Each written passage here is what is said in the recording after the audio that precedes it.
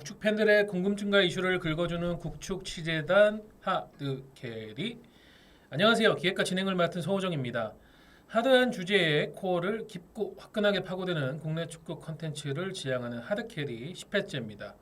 다들 브라질 대표팀의 동향 하나하나에 집중하고 있지만 국축 커뮤니티는 그와 상관없이 오늘도 K리그의 다른 이슈들에 집중하는 모습입니다. 하드캐리가 그런 이슈와 토론에 땔감을 더 넣고자 합니다. 그럼 오늘도 K리그와 국축을 하드캐리 해보겠습니다. 오늘 풋볼리스트 사옥내에 위치한 스튜디오에서 진행 중입니다. 제 곁에는 풋볼리스트 취재팀 축구 삼총사 구삼즈가 함께하고 있습니다. 윤여영, 허인의 조효정 기자, 안녕하세요. 안녕하세요. 지난 방송에 윤여영 기자가 인터뷰 때문에 결장을 했는데 본인이 없는 방송을 듣고는 와 진짜 재밌다. 네. 와 하면서 영혼이 가득한 소울이 충만한 피드백을 보내왔는데 위기감 느꼈습니까? 아니 뭐 위기감이라기보다 그러니까 제가 재밌다고 얘기한 이유는 제가 얘기하는 거를 신경을 안 쓰고 편하게 들을 수 있다. 이런 얘기였고 위기감 저는 자신 있습니다. 자신 있습니다. 위기감 느끼지 않았는데 우리 멤버들이 좀 지난 방송에서 말이 좀 적더라고요. 그래서 제가 혹시 다음번에 같이 그분과 함께하게 되면 배지기 텐션을 확 꺾어버리겠다. 제가 그 텐션을 한번 찐텐이 뭔지 한번 보여주겠다. 찐텐 끝발진이 뭔지 보여주겠다. 평소에 좀 보여줘봐. 찐텐 좀. 유튜버의 그 텐션을 이겨버리겠다. 그러네. 이게 허인의 기자와 윤효영 기자가 한 번씩 결장을 했는데 그때마다 저희가 이제 뒷담화를 까고 있기 때문에 마지막 이 방송을 지금 10회째 지키고 있는 조효정 기자는 결장하면 안 되겠습니다. 근데 저는 다 그 뒷모습들을 봤기 때문에 이면에서 저희가 어떤 이야기를 하는지를 봤기 때문에 절대 빠지지 않도록 하겠습니다. 전 크게 자신감이 없기 때문에 자리를 꿋꿋이 지키겠습니다. 네, 지난 방송에서 저희가 이제 국축 팬들이 뭉쳐서 또 운영하고 있는 이 유튜브 채널인 지기원정대와 콜라보 형태의 컨텐츠를 했는데 저도 주변에서 재밌다는 피드백을 굉장히 많이 받았어요. 네, 그리고 결정적으로 그 방송 후 주말 K리그1, K리그2 라운드에서 저희가 언급한 5 아버지들이 모두 패했다. 와우. 비긴 것도 없이 모두 패배를. 저희가 선정을 뭐 얼마나 잘했냐 단적으로 다 보여주는 예가 아닌가. 더 아버지 데이. 네, 더 아버지 데이. 그리고 우리 정종용 아버지도 네. 탈락을 하신 제 6회 멤버로 그쵸, 아쉽게 제6회. 탈락을 한. 네, 역시나 패배를 했더군요. 더 아버지 데이였습니다. 예, 게다가 부산의 페레즈 감독은 저희가 만장일치로 이분이 K리그의 아버지 오브 아버지다, 진정한 아버지다라고 선정을 했었는데 그 영향인지 지난 주말 경기가 끝나고 사령탑에서 물러났습니다. 하드캐리의 위험인가요? 저희가 그 정도 영향력이 있었군요. 혹시 모르죠. 구단주님이 저희 방송을 듣고 계실지도. 이제 여기서 한 번씩 언급하면 댕강. 네. MG 사랑합니다. 예, 잘 가세요 패버지. 멀리 안 나가겠습니다. 자, 일동 떠나신 패버지를 향해서 묵념. 자, 그러면 우리 패버지의 아쉬운 경질 소식과 함께 하드캐리 10회 본격적으로 출발하겠습니다. 하드캐리가 다룰 이번 주 주제는 K리그1 브레이크 타임 리뷰입니다. 3주간의 A매치 휴식기로 K리그1이 또 짧은 방학에 돌입을 했는데요. 지금 38라운드 중에서 15라운드까지 마친 시점에서 저희가 이제 돌아가면서 각 팀들 리뷰를 해보려고 하는데요. 이 3주 동안 매주 4팀씩 살펴볼 겁니다. 각 팀별로 담당 기자가 배정이 되고요. 단 하나의 이슈에 대해서 파고드는 방식으로 진행을 하겠습니다. 이번 주에 하드캐리 리뷰 대상은 수원FC, 수원삼성, 인천유나이티드, 전북현대입니다. 먼저 수원FC의 전반기 단 하나의 이슈를 파고드는 리뷰는 조효정 기자가 담당했습니다. 조효정 기자가 택한 수협의 가장 중요했던 이슈는 무엇입니까? 네, 저도 이 주제를 받고 고민을 좀 했는데 수원 FC 하면은 올 시즌 전반기 가장 큰 이슈는 누가 뭐라 그래도 이승우 선수잖아요. 예. 워낙 존재감이 컸고 뭐 활약상도 사실 기대 이상이었고 그래서 이승우 선수의 효과, 활약에 대해서 이야기를 하려고 했는데 그 이야기를 하기에는 이 수비 문제가 너무 두드러져서 이 문제를 짚고 넘어가지 않을 수 없겠다. 그렇게 지적을 해야 하드캐리 다운 겁니다. 이승우 선수 댄스야 뭐 다른 예를 들어 컨텐츠에서도 리뷰할 때 엄청나게 그렇죠. 다루겠죠. 사실 수원 FC가 지난 시즌에 승격을 해서 엄청 잘했잖아요. 상위 스플릿 5위로 시즌을 마쳤는데 작년 시즌 그 좋은 모습을 보일 때보다 올 시즌 전반기에 수원 FC에 대한 관심이 훨씬 컸던 것 같습니다. 아무래도 이승우 선수가 있어서 그런 것 같은데 그 이면에는 조금 근데 씁쓸한 뒷모습이 있거든요. 그 성적이 굉장히 부진해요 지금. 지금 11위죠. 네. 근데 이게 크게 주목을 받을 수 없는 게 좀 강팀 중에 성적이 부진한 케이스로는 전북현대가 너무 막강하고 그리고 그냥 성적이 가장 안 좋은 케이스로는 성남 FC가 너무 막강해서 상대적으로 주목을 덜 받는 경향이 있는데 수원 FC가 15경기 이번 브레이크 시점을 기준으로 3승 3무 9패 11위입니다. 저는 밑에 이제 네. 이승우 선수가 골을 그래도 많이 공격 포인트 그렇죠. 많이 넣다 보니까 상대적으로 수원 FC는 잘 하고 있구나 뭐 이런 느낌이 있는 것 같은데 11위라니까 심각한 상황이네요. 이게 왜냐면 올 시즌은 최대 3팀이 강등을 당할 수 있기 때문에 네. 12위는 당연히 더 위험하지만 11위 그리고 12위 팀들도 지금 승강 플레이오프로 들어간단 말이에요. 그렇죠. 예, 그렇게 보면은 위험에 노출돼 있는 상황은 맞습니다. 네, 안심할 수 없는 상황인데 올 시즌 단 한 번도 파이널 A권을 올라가 본 적이 없어요. 6위 이상을 한 적이 없어요. 네, 딱 한 번 있었는데 그건 이제 첫 경기 때 졌는데 다른 팀이 경기를 안 해서 이거 첫날 매기는 거 경기를 아닌가요? 해서 매기는 진짜 이거 거네. 매기는 제가 찾아보니까 그때밖에 없더라고요 정말. 예, 그래서 금버지 먹이는 거네. 네, 그래서 이 점을 언급을 안 할 수 없겠다. 사실 앞서 윤영 기자가 이야기한 것처럼 수원 FC 팬들이 아니면 이승우가 골을 넣고 하니까 뭐 그래도 꽤 하겠지라고 생각하는 분들이 많더라고요. 그렇죠. 근데 지상파 중계도 지금 수원 FC가 제일 많이 했잖아요. 그렇죠. 네. 사실 방송사에 정도에 돌아가면서 다 했어요. 네 이승우 효과라고 볼 수 있죠. 그렇죠. 근데 거기에 가려진 부진이 있는데 그 주요 원인 중 하나로는 사실 공격력 저하가 꼽히기도 해요. 지난 시즌에 라스가 굉장히 대단한 활약을 펼쳐줬는데 올 시즌은 다시 벨트비크로 돌아가서 네. 라트비크 뭐 네. 지금 37경기 18골이었거든요 지난 시즌에. 네. 근데 올 시즌 12경기 2골에 그치고 근데 있습니다. 이거는 김도경 감독이 직접 기자회견에서도 한번 언급한 거예요. 다시 벨트비크가 됐다고. 네, 그렇죠. 그 얘기를 직접 네. 하셨죠. 그래서 라스와 호흡을 맞췄던 무릴로도 사실 지금 없거든요. 음. 뭐 그런 여파도 있는데 시즌 초반에 몇 경기 출전하고 나서 뼈조각 제거 수술을 받고 아직 회복에 집중을 하고 있죠. 근데 수치적으로만 따지면 화력에는 큰 문제가 없어요. 지난 시즌에 38경기 53골을 넣었거든요. 네. 경기당 1.39골이죠. 그리고 리그 최다 득점 3위에 올랐었습니다. 근데 올 시즌 15경기 현재까지 20골을 넣었어요. 이게 경기당 1.33득점에 해당합니다. 큰 차이가 없죠. 작년이랑 비슷하다는 거네요. 네. 네, 수원 FC가 원래 약간 공격 쪽에 훨씬 더 신경을 많이 쓰는 그런 네. 그렇죠. 수원 FC의 네. 그 진정한 의미 어떤 아버지라고 할 수 있는 저 조덕재 네. 전 감독이 심어놓은 막공 DNA. 네. 그때부터 이제 팀 컬러가 됐죠. 그렇죠. 네. 그 지금도 최다 득점 3위예요. 그래서 라스가 득점력이 떨어지긴 한 건 사실인데 뭐 이승우 선수라던가 그리고 김승준 선수라던가 좀 다양한 선수들이 이번에 골을 넣어주고 있어요. 그래서 뭐 득점력 수치 자체에는 큰 문제가 없다. 그 공격력은 작년이랑 거의 대동소이다. 네, 뭐 세부적으로 좀 아쉬운 면이 있을 수는 있어도 수치적으로는 문제가 없는 건 맞다. 근데 그러면은 네, 순위가 이렇게 톡 떨어져 있는 다른 이유는 역시 수비죠. 네, 수비가 정말 심각합니다. 15경기 28실점이거든요. 리그 최하위예요. 조효종 기자 같은 경우에는 경남도 그렇죠. 담당 제가 아닌가요? 담당하는 구단들이 다 최다 실점을 이렇게 하고 있네요. 남자의 축구를 하고 계시는데. 남자의 축구. 네. 축구는 공격이지. 네, 김도 감독이 그 설기현 감독이랑 마찬가지로 공격 축구를 추구하다 보니까 지난 시즌에도 실점이 많긴 했어요. 지난 시즌도 리그 순위가 5위인데 실점이 최하위였거든요. 네.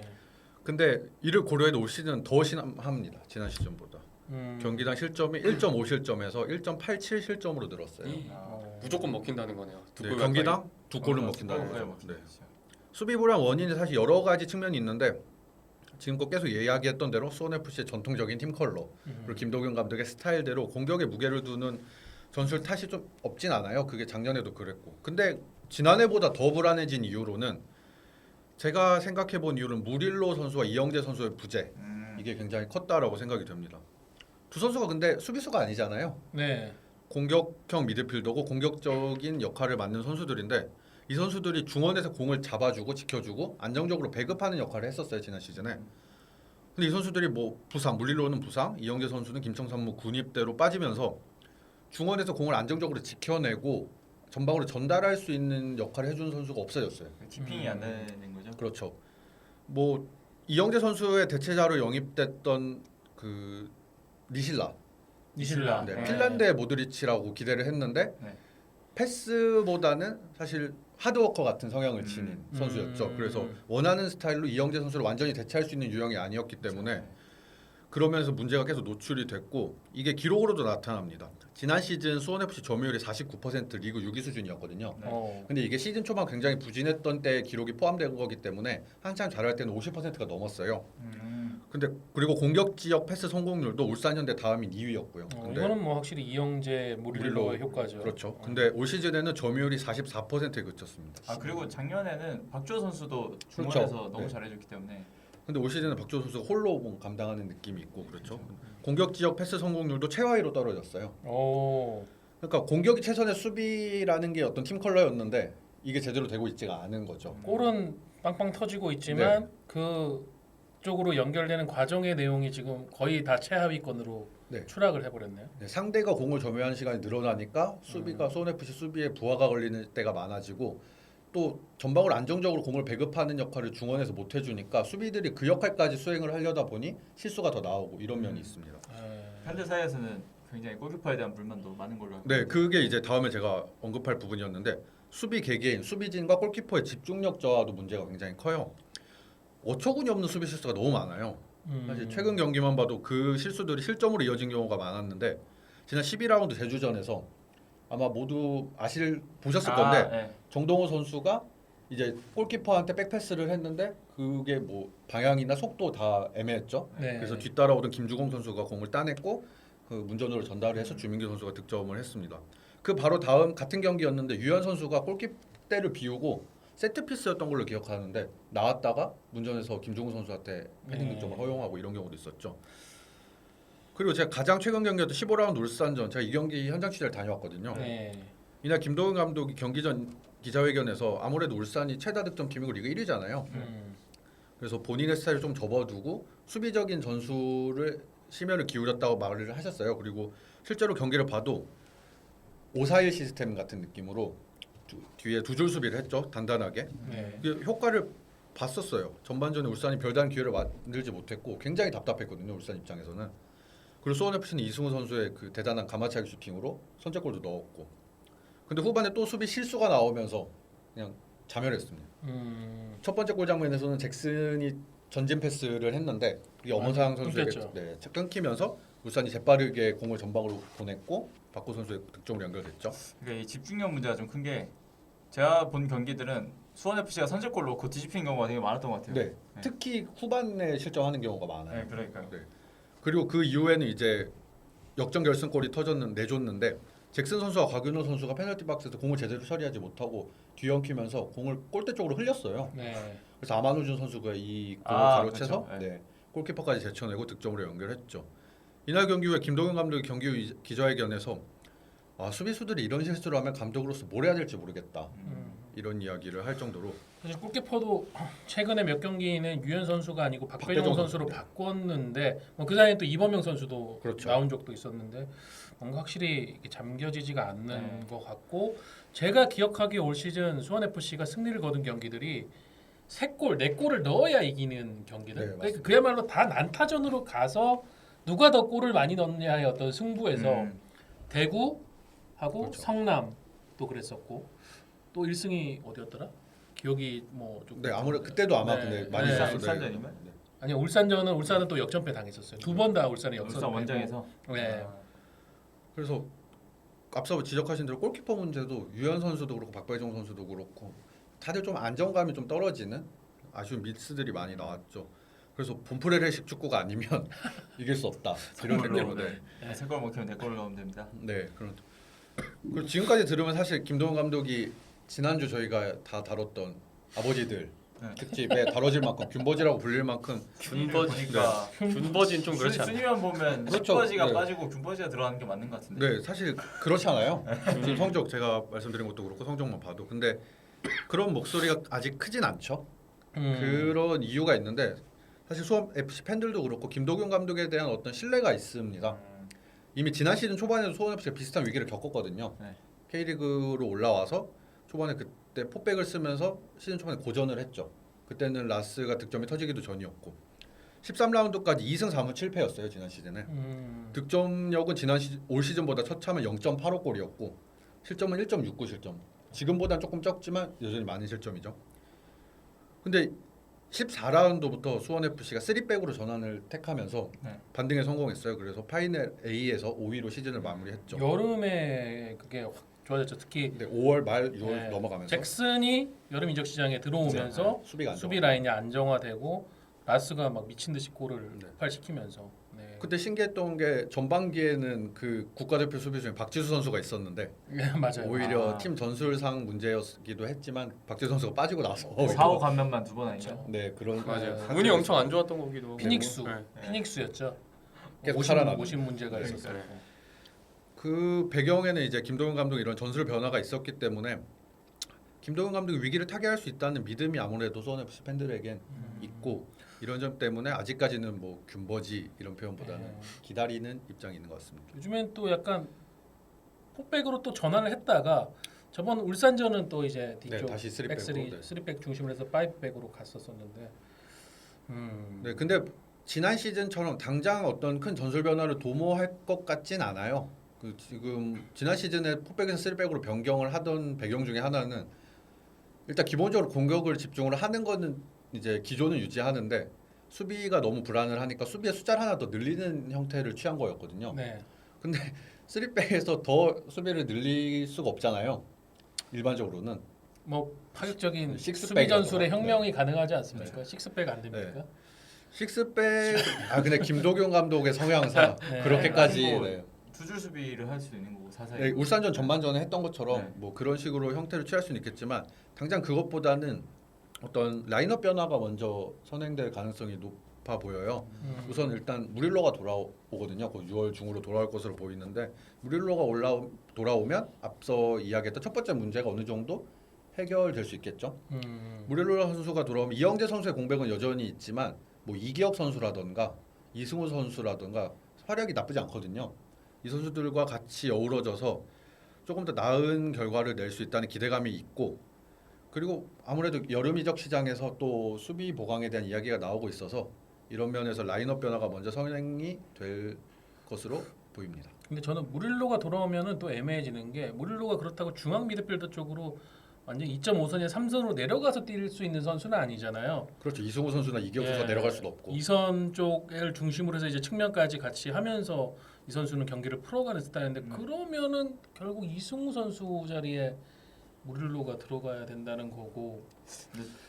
저는 무질러가 오면 저는 앞에 3톱은 이승우 라스를 투톱으로 세우고 그 밑에 무릴로를 위치시켜야 되지 않나. 그게 뭐 당초 수원 FC가 가졌던 생각이긴 했죠. 이승우 선수. 그러면 22세 카드가 없잖아요. 그래서 이제 제 생각에는 이기혁 선수가 먼저 나오고 이승우 선수가 15분쯤에 아, 근데 이기혁 선수가 지금 굉장히 잘하고 있거든요. 이혁 그렇더라고요. 네, 굉장히 음. 울산전에서도 1위 팀을 상대로도 이제 막 발재간도 부리고 자신감이 있는 상태인데 이기혁 선수가 좀 기회가 줄어드는 게 아쉽지만 뭐 아마 그런 형태로 유지가 되지 않을까 싶습니다. 무릴로 선수와 이기혁 선수가 선발로 나온다던가 이승우 아니면 이기혁. 벨트 비크로드라가 라스를 빼고 빼고. 이영준 그렇죠. 선수를 먼저 네, 그럴 수도 출격시킨다거나.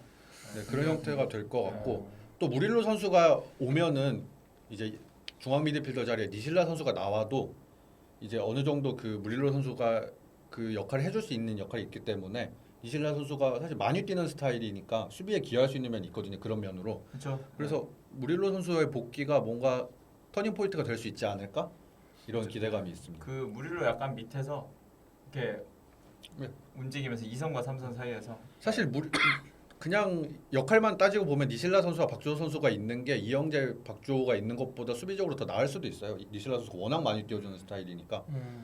근데 뭐 앞서 말씀드렸던 것처럼 뭐 점유 문제 뭐 이런 것들이 있었긴 하지만 그걸 무릴로 선수가 어느 정도 해결해 줄 수 있지 않을까라는 기대감이 있습니다. 근데 확실히 뭔가 수원 FC 팬들 입장에서 보면은 수원 FC는 지금 성적이 엄청 안 좋아도 뭔가 기대를 하는 이유 중에 하나가 수원은 일단 아까 뭐 보강에 대한 얘기도 했는데 일단 보강도 뭐 구단에서 잘 해주는 편이고 그다음에 뭐 김도균 감독에 대한 그런 믿음이 좀 있는 것 같아요. 좀 시즌 중반 넘어가면서 좀 이렇게 탁 올라갈 수 있는. 하지만 제 경험을 볼 때는 결혼은 손바닥 네, 뒤집듯. 믿음이 불신으로 바뀌는 거는 뒤집기. 순식간일 수도 있기 한순간이죠. 때문에 그렇죠. 네.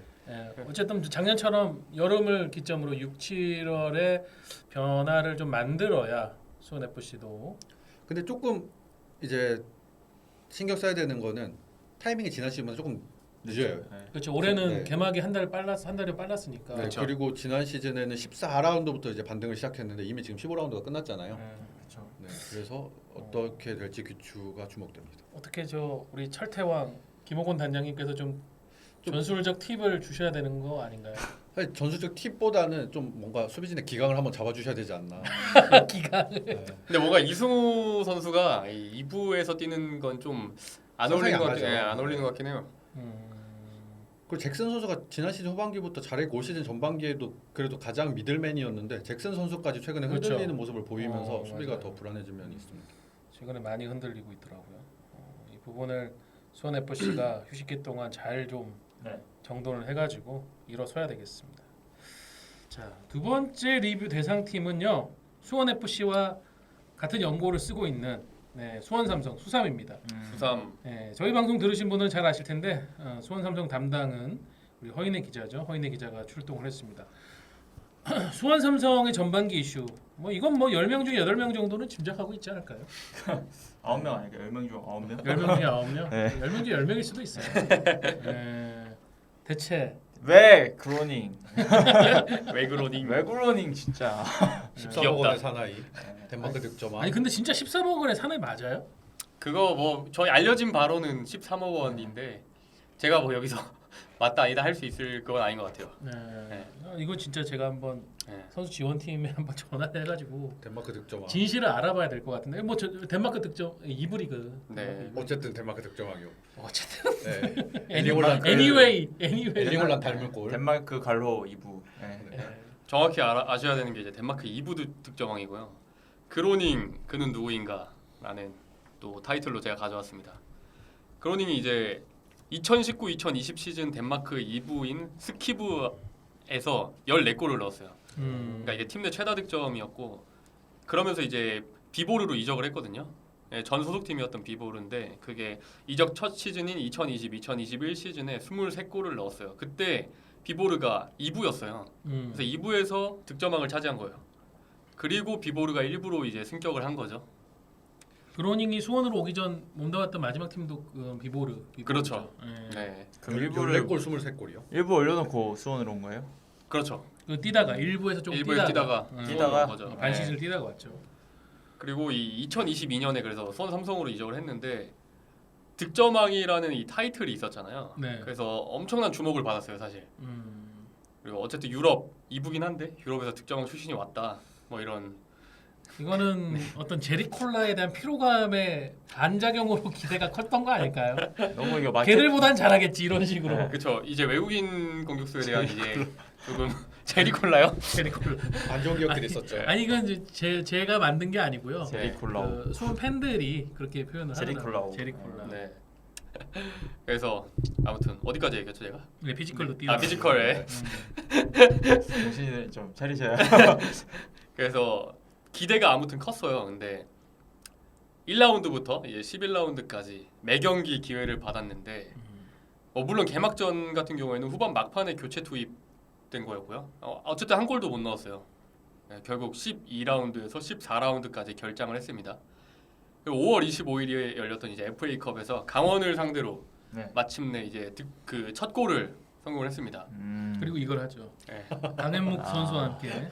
리그는 아니에요. 그러니까 FA컵에서 어쨌든 일부 리그 어쨌든. 팀을 상대로 득점을 그쵸. 한 거잖아요. 이게 엄청 의미가 있는 거죠. 왜냐면 강원도 이 주전 선수들을 다 내보냈고 수원도 주전이었거든요. 그렇죠.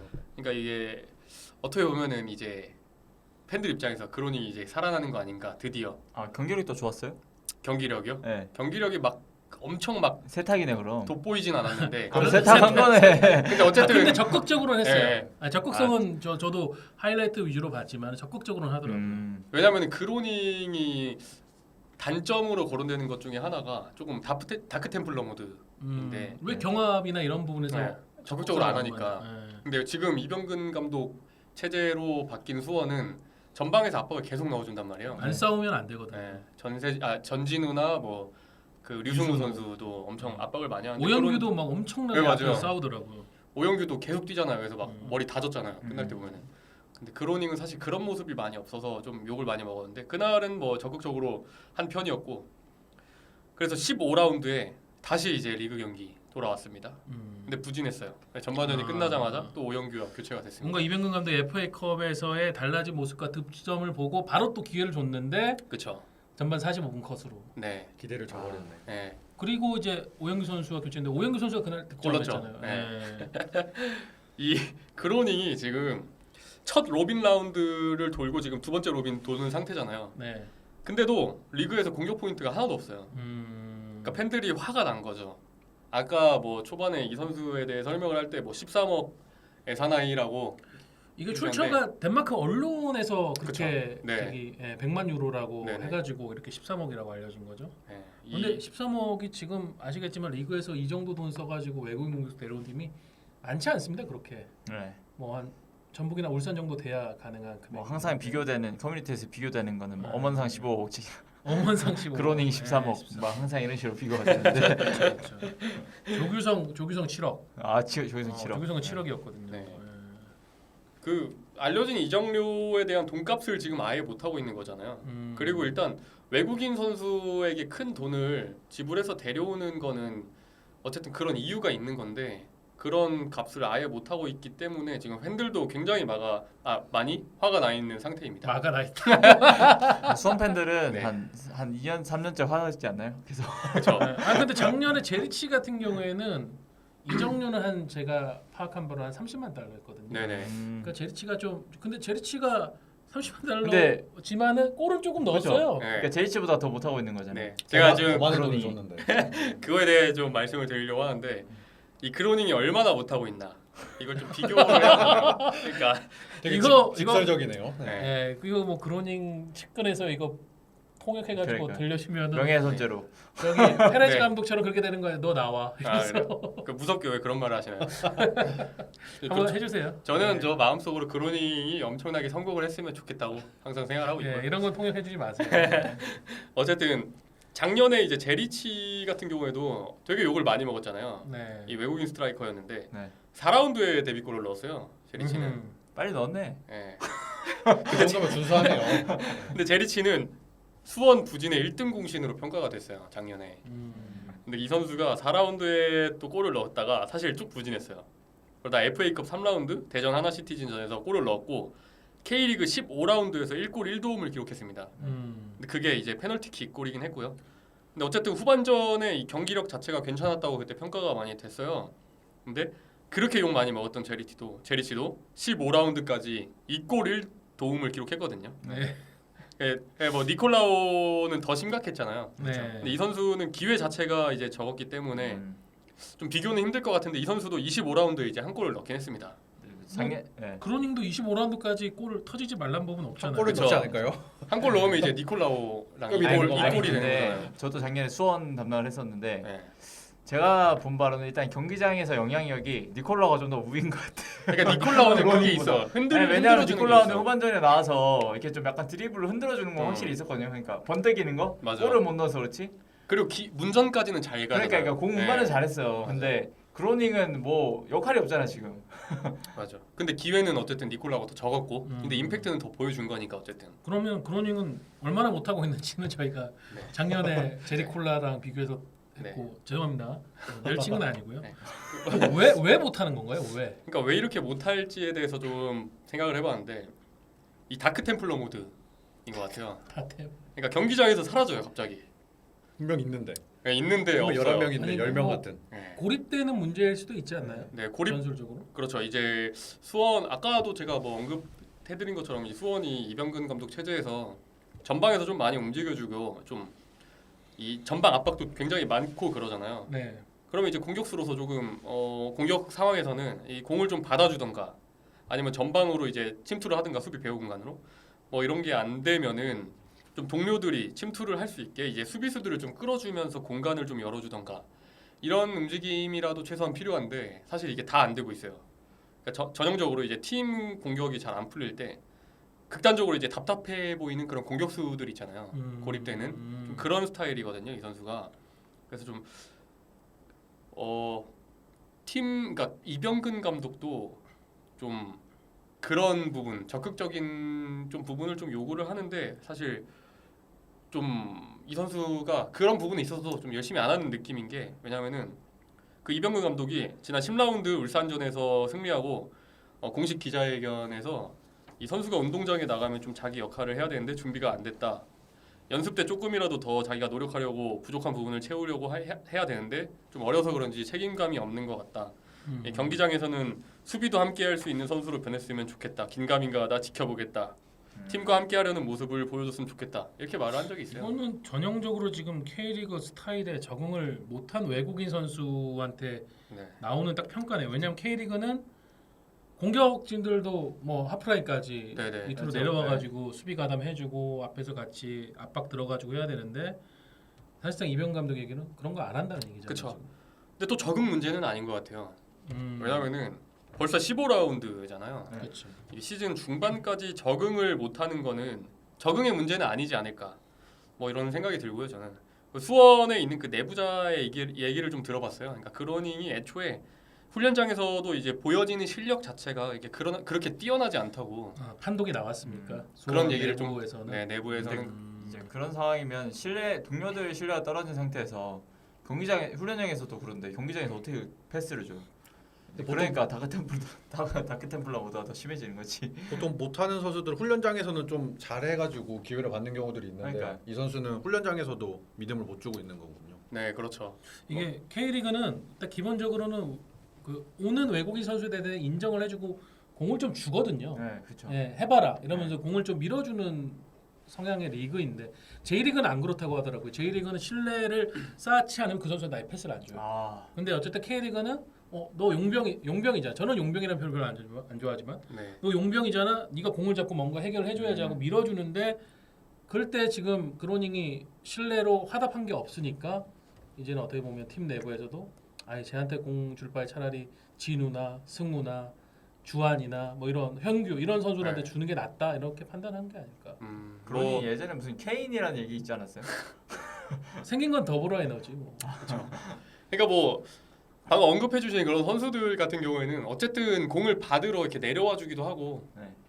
움직임 자체가 많은 선수들이잖아요. 그러니까 뭐 그로닝은 뭐 고립되는 경우도 많고 뭐 방금 언급해 주신 그런 이유도 있을 것 같고 네, 여러 가지 이유로 좀 그런 것 같아요. 적응 그러니까 축구적인 적응 말고 다른 게 좀 힘든 거 아니에요? 제가 알기로는 그로닝이 이번이 처음으로 덴마크 외에 어떤 네네. 해외로 나와서 지금 생활을 하고 있는 건데 뭐 잘 적응하는 선수들도 있습니다만 처음에는 엄청 유쾌하고 네. 예, 뭐 동료들이랑도 잘 적응할 것처럼 얘기가 됐었고 네. 그 우리 수원 삼성 유튜브 채널에서도 그런 영상들 컨텐츠 많이 올라왔었는데 맞아요. 자기 SNS에도 막 서울에서 놀러 다니고 이런 사진 찍어서 잘 올리고 그래서 적응 자체, 그러니까 적응이라고 해야 되나? 뭐 그런 한국에 대한 삶에 대한 건 좀 괜찮을 거라고 생각을 했는데 좀 모르겠네요. 좀 슬퍼 보여요. 처음에 좀 여행하는 느낌으로 좋았는데 계속 살다 보니까 점점 네. 힘들고 그런 거 아닐까요? 마음이 힘들고 고향이 생각나고. 그러니까 고향이 생각나고. 이 선수가 뭐 어쨌든 경기장 훈련장에서도 그런데 경기장에서도 이 결정력이나 득점력에 네. 보여지는 그런 수치 자체는 이 선수가 지금 어떤 상황인지를 딱 대변을 해주는 것 같아요. 이제 저는 이런 선수는 이제 둘 중 한 개 있어야 된다 생각하거든요. 뭐 헤딩 능력 확실하거나 아니면 슈팅 타이밍이 진짜 좋던가. 예, 근데 그로닝은 일단 기본적으로 너무 꿈떠요 몸이. 제가 볼 때마다. 예, 그렇다고 K리그 수비진들과 부딪혀서 이겨낼 수 있는 그런 뭐 공중볼 다툼을 할 수 있는 선수냐 그것도 잘 모르겠고. 맞아요. 그리고 그러니까 무기가 없는 느낌이죠. 최근에는 또 뭐라고 해야 될까 이 선수가 어쨌든 수원은 지금 그로닝은 부진하지만 팀은 이병건 감독 부임에 완전히 살아났잖아요. 네, 그렇죠. 그 팀이 잘 되고 있는데 그로닝이 경기장에서 보여준 어떤 장면들이 좀 수원 팬들로 하여금 네. 이 선수에 대한 물음표를 약간 느낌표로 네. 다른 나쁜 의미의 느낌표로 좀 바꿔나간 것 같은데. 그렇죠. 이제 분노의 느낌표. 점점 어떻게 보면 그런 거죠. 점점 이 팬들도 처음에는 이 기대감이 좀 컸는데 터지면은 유쾌하고 잘할 거고 막 이럴 네. 거라고 생각했는데. 그렇죠. 이게 부진이 계속 길어지다 보니까 조금 어떻게 보면 이제는 좀 실망감에 대한 그런 느낌표가 확실해지고 선명해지고 있는 느낌이랄까? 좀 네. 그런 것 같아요. 그런데 거기에 이제 불난데 기름을 넣은 이거 아, 네. 생각하는 사람 조각상 자세라고 제가 써놨는데 이게 굉장히 지금 웃긴 장면으로 좀 여러 번 이 중계 화면에 잡혔잖아요. 네. 전진우가 12라운드 성남전에서 이 드라마 같은 극장코를 터뜨리고 모든 선수들이 다 뛰쳐나갔잖아요, 진짜. 이병경 감독도 막 뛰어나가고. 네. 저기 그 뒤에- 불투이스 막 수비 라인에서 미친 듯이 네. 질주해 와가지고 막 좋아하고 그러는데. 그러니까요. 근데 크로닝만 이 벤치에 앉아서 턱을 괴고 이 멍 때리는 모습이 중계 화면에 잡혔잖아요. 약간 성남 선수가 벤치, 그러니까. 수원 벤치에 앉아 있는 게 아닌가 싶을 정도로. 거의 성남 원정팬 느낌의 그런 표정을 가지고. 팀에 녹아들지 못한 것 같은 모습이었죠. 네, 뭐 경기 뭐 훈련 경기 외적으로는 뭐 선수들이랑 잘 지낸 것 같긴 한데 저희가 전에 그 동남아시아 네. 쿼터 얘기 할 때 베트남에 약간 그런 문화가 있댔잖아요. 내가 경기를 못 뛰면 우리 팀이 아무리 잘해도 나 기쁘지 않아라고 네. 해서 네. 지금 그로닝이 보여준 그 장면이 진짜 팀은 그 결승골에 가까운 네. 그런 상황에서 특히나 전준우 선수가 막 지났다가 다시 일어나서 투혼의 골을 넣었는데 혼자만 유일하게 아. 지금 기뻐하지 않는 질투. 그렇죠. 문화 차일까요? 질투. 근데 뭐냐 불투이스를 네, 보면은- 뭐 불투이스 네. 그리고 그로닝이 뭐 동남아 쿼터 선수도 아니고 네. 아니 뭐 네. 그 나라도 그런 비슷한 문화가 있을 수 그러니까 아니 뭐 있으니까. 내가 잘한 것도 아닌데 뭐 굳이 저렇게 해야지라고 생각할 수도 근데 있겠죠 뭐. 이게 한 번이 아니었잖아요. 그렇죠. 15라운드 강원전 때도 교체가 됐잖아요. 후반전에. 그때 오영규 선수가 득점을 터뜨리니까 또 다시 한번 이제 생각하는 사람 조각상으로 변했습니다. 이거는 생각하는 그런. 한 번이 아니라 두 번이나 이런 식으로 네. 했다는 거는 진짜 좀 약간 확신? 이 친구는 지금 팀이 잘 되는 게 그렇게 중요한 게 아닌가? 그러니까 제 생각은 그런 것 같아요. 뭔가 이 팀, 그러니까 동료가 잘하고 있고 우리 팀이 이기는 거에 대한 생각을 할 여력이 없을 정도로 자기 활약이 부진하니까 좀 슬픈 게 아닌가. 어쨌든 슬퍼 보여요 표정은.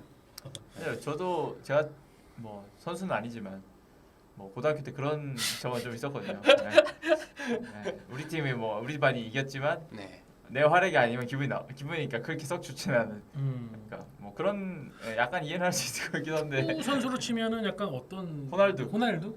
뭐 호날두가 호날두가 하죠. 될 수 있는 거죠. 호날두가 네. 네. 내가 주인공이 되지 못하면 그렇죠. 어떤 승리도 기쁘지 않아. 그렇죠. 이거 득점왕도 했던 선수잖아요. 음. 그러니까 그런 주목을 받다가 네. 이제 여기 한국 와서 너무 찬밥 신세를 당하니까 약간 거기에 대한 좀 불만이 많이 쌓일 수 있겠죠. 그러니까 약간 지금 축구적으로 적응에 좀 어려움을 겪는 상황인데 이게 막 자신의 행동 표현으로도 느껴지니까 사실은 이때 막 같이 기뻐하고 그러면 그래도 우리 그로닝 그래도 팀이랑 같이 기뻐하는 그러네 조금만 더 우리가 지켜보면서 네, 그렇죠. 기대를 해볼게라고 해야 되는데 지금 두 번이나 이런 행동이 나오니까는 네. 실망감이 크겠죠. 그러니까 팀 해봐라 이런 네. 식이 지금. 팀에 대한 존중이라고 하나 뭐 동료에 대한 존중 뭐 같은 음. 경쟁자인 공격수가 골을 넣었다고 그런 표정을 짓는 게 이제 여러 번 이렇게 잡히다 보면은 팬들도 제 팀에 대한 뭔가 스피릿이라고 해야 되나 그게 좀 없네 하고 좀 더 비난을 거세게 하는 그런 일로도 번질 수 있을 것 같아요. 근데 뭐 물론 이 선수가 진짜 13억이 이정료가 13억인지 아니면 그게 약간 좀 부풀려진 건지 모르겠지만은 수원이 기대를 하고 영입을 한 거는 맞는 것 같은데 계약 기간도 뭐 최근에 수원은 보면은 외국인 선수들 1+2 계약을 많이 하거든요. 네. 한 시즌 활약을 보고 그 다음에 이제 연장 옵션을 가냐 안 가냐인데 그로닝은 아마 그거하고는 다른 계약일 거예요. 그 정도 이정료를 줬으니까. 근데 이 선수를 또 바로 포기를 하고 다른 선수 데리고 오기에는 쓴 돈이 또 어느 정도 있기 때문에 그렇죠. 이 딜레마에 빠지겠는데. 네, 이게 함부로 팔 수가 없죠. 그러니까 팔린다고 그 값을 받기도 힘들 거고 이 수원 입장에서는 굉장히 고민이 많아질 것 같아요. 그래서 이렇게 활약이 없는데도 어쨌든 경기를 내보내려고 하는 그런 이유 중에 하나가 아닌가. 투자금을 회수하기 조금. 어쨌든 좀 네. 봐야 되니까. 그러니까. 그렇죠. 네, 지금 어쨌든 떡락하고 있는 상황에서 그렇죠. 내가 손절을 할 것인가 손절이 쉽지 않다. 아니면은 조금 어떻게 물타기를 기다렸다가 물타기를 좀 해서 조금 기다렸다가 그래도 물이 좀 지금, 타지면 예, 한 10만 달러, 20만 달러 손해만 보고 빨리 팔아야지. 마이너스 이렇게 한 돼야 20% 정도는 되는데, 팔 수도 있겠다. 지금 같은 상황이면은 이게 다시 회수가 쉽지는 네, 않을 거고. 그렇죠. 좀 지켜봐야 될 것 같아요. 그런 좀 일에 더 대해서는. 조만간 인스타에서 보는 거 아니죠? 인스타요? 작별 인사요? 상호 합의.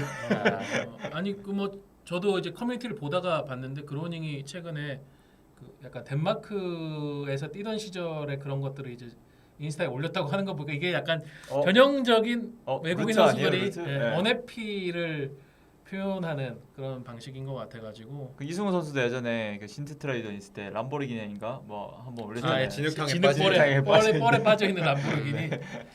아 근데 뭐 크로닝의 이런 뭐라 해야 되지? 좀 이렇게 한번 터지는 거를 선수들도 좀 돕기 위해서 좀 카톡도 많이 보내주고. 아 그렇게 한대요. 네, 그렇게 한대요. 또 네. 근데 아니 저는 네. FA컵 때 진짜 이 선수가 팀에서 뭐 좀 외톨이라든가 이미 선수들의 마음을 얻지 못하고 선수들이 포기했다면은 FA컵 득점하고 나서 그 셀레브레이션 할 때 그렇게 선수들이 달려가서 기뻐해주지 않았을 거라 생각하거든요. 다 좋아해 줬잖아요. 네, 강현국 선수 가서 그 약속했던 것처럼 같이 이거 네. 디제잉 막 셀레브레이션 하고 그랬으면은 결국 뭐 그로닝한테 달렸겠네요. 그쵸. 모든 거는 사실 뭐 그로닝한테 달렸을 것 같아요. 이 선수들한테도 들어보니까 좀 왕따나 이런 건 절대 없고 좀 많이 도와주고 좀 같이 좀 뭔가 해주려고 하고 뭐 그런 게 좀 있다고 하더라고요. 그래요. 네. 참, 그로닝을 어떻게 해야 되니? 수원 걱정이 되겠습니다. 지금 분위기 좋은데 잘 올라오고 있는데. 그쵸. 이제 올라가고 있잖아요. 이 네. 그로닝 터지면은 진짜 터지겠죠. 확 올라갈 수 네, 있겠죠. 수원. 득점력까지 해결이 되니까. 예. 좋습니다. 수원 삼성 그로닝 외그로닝 잘 좀 해랑. 좋습니다. 좋습니다. 이번에는 인천 유나이티드로 갑니다. 인천은 지금 현재 리그에서 울산과 더불어 비판이라는 항목에서 가장 자유로운 팀이 아닌가 싶은데요. 조성환 감독은 저희가 지난주에는 이제 다른 의미로 아버지라고 불렀던 감독님들이 계신데 진정한 의미의 어떤 인천의 아버지 조버지로 울산의 명버지와 함께 칭송을 받고 있습니다. 예. 근데 뭐 칭찬만 하는 리뷰면은 사실 하지 않고 패스해도 좋을 것 같습니다. 패스 해주세요. 고맙습니다. 근데 뭐 해야 됩니다. 인천이 일을 아예 안 하고 집에 갈 수 없죠. 그냥 집에 갈 수는 없는 게 인천이 아예 우려가 없는 건 아니잖아요. 뭐 문제라고까지 할 수 있는지 모르겠는데 축구를 잘하긴 했지만 네. 무구사의 비중이 워낙 높죠. 무구사 네. 팀이라고 부를 정도로. 그렇죠. 뭐 잘했지. 근데 무구사 팀이잖아. 이렇게. 무구사 그만큼 네. 워낙 잘했고 예. 너무 근데 비중이 큰 게 아닌가라는. 무거워서 없으면 안 된다 뭐 이런. 그래서 사실은 뭐 의미 없는 가정일 수도 있지만 축구에서 또 어떤 특정 선수의 비중이나 영향력이 큰데 그 선수가 부상이라든가 여러 다른 변수로 경기를 못 뛰게 되면 그럼 어떻게 할까라는 걱정을 하는 거는 당연한 심리인 것 같고. 네. 그래서 한번 또 이 무구사 팀인가 정말 인천은 그리고 무구사 팀이라면 어떻게 해법을 찾을 것인가에 대해서 저는 인천의 이슈를 한번 좀 좁혀서 보기로 했습니다.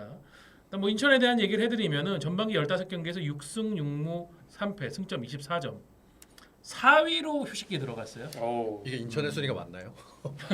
평소 최근 순위 예. 보면은 작년에도 인천이 꽤 괜찮게 했다고 뭐 평가받았던 시즌인데 작년 15라운드 시점에서 4승 3무 8패 승점 15점이었거든요. 그러니까 9점을 더 벌어들인 겁니다. 내용적으로 봐도 원정 가서 울산을 잡을 뻔했죠. 2대 0으로 앞서가다가 뭐 물론 이제 2대 2 무승부로 끝났지만은 제주와의 홈 경기 때도 승리를 거의 눈앞에 뒀다가 마지막에 좀 수비 실수로 인해 가지고 동점골 허용하면서 비겼고 그러니까 조금 더 안정적이고 정상적인 경기를 했다고 하면은 인천이 승점을 더 벌었을 전반기였었어요. 그 중심에는 역시 이 스테판 무고사, 송도 무시, 파검의 피니셔. 파금의 피니셔, 살아 움직이는 인천의 동상, 무고사가 있는데 자 무고사가 골을 9경기에서 넣었어요. 9경기에서 11골 넣었는데 그가 골을 넣은 9경기에서 5승 4무, 무패네요. 19점을 땄습니다.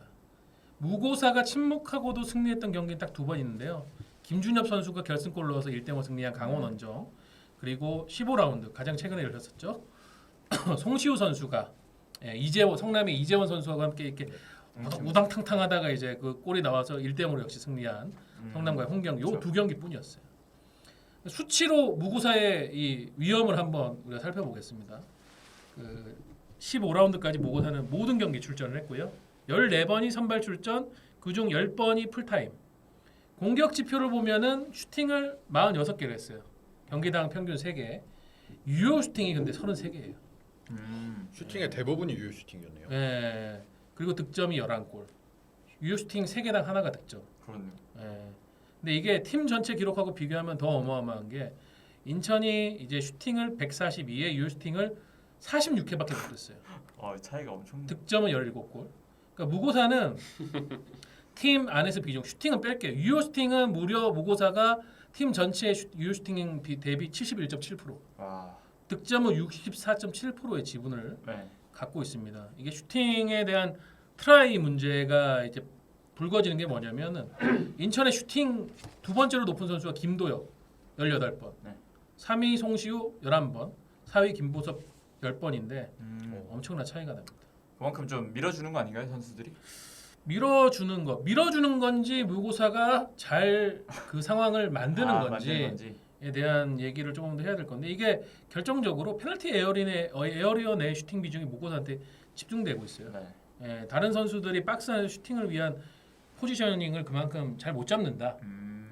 물론 무고사가 월등하게 그걸 잘 잡는다고 표현할 수 있지만은 지금 우리가 인천 무고사 팀이잖아라고 얘기를 할 수 있는 게 이런 비중이 너무 무고사에게 지금 쏠려 있다.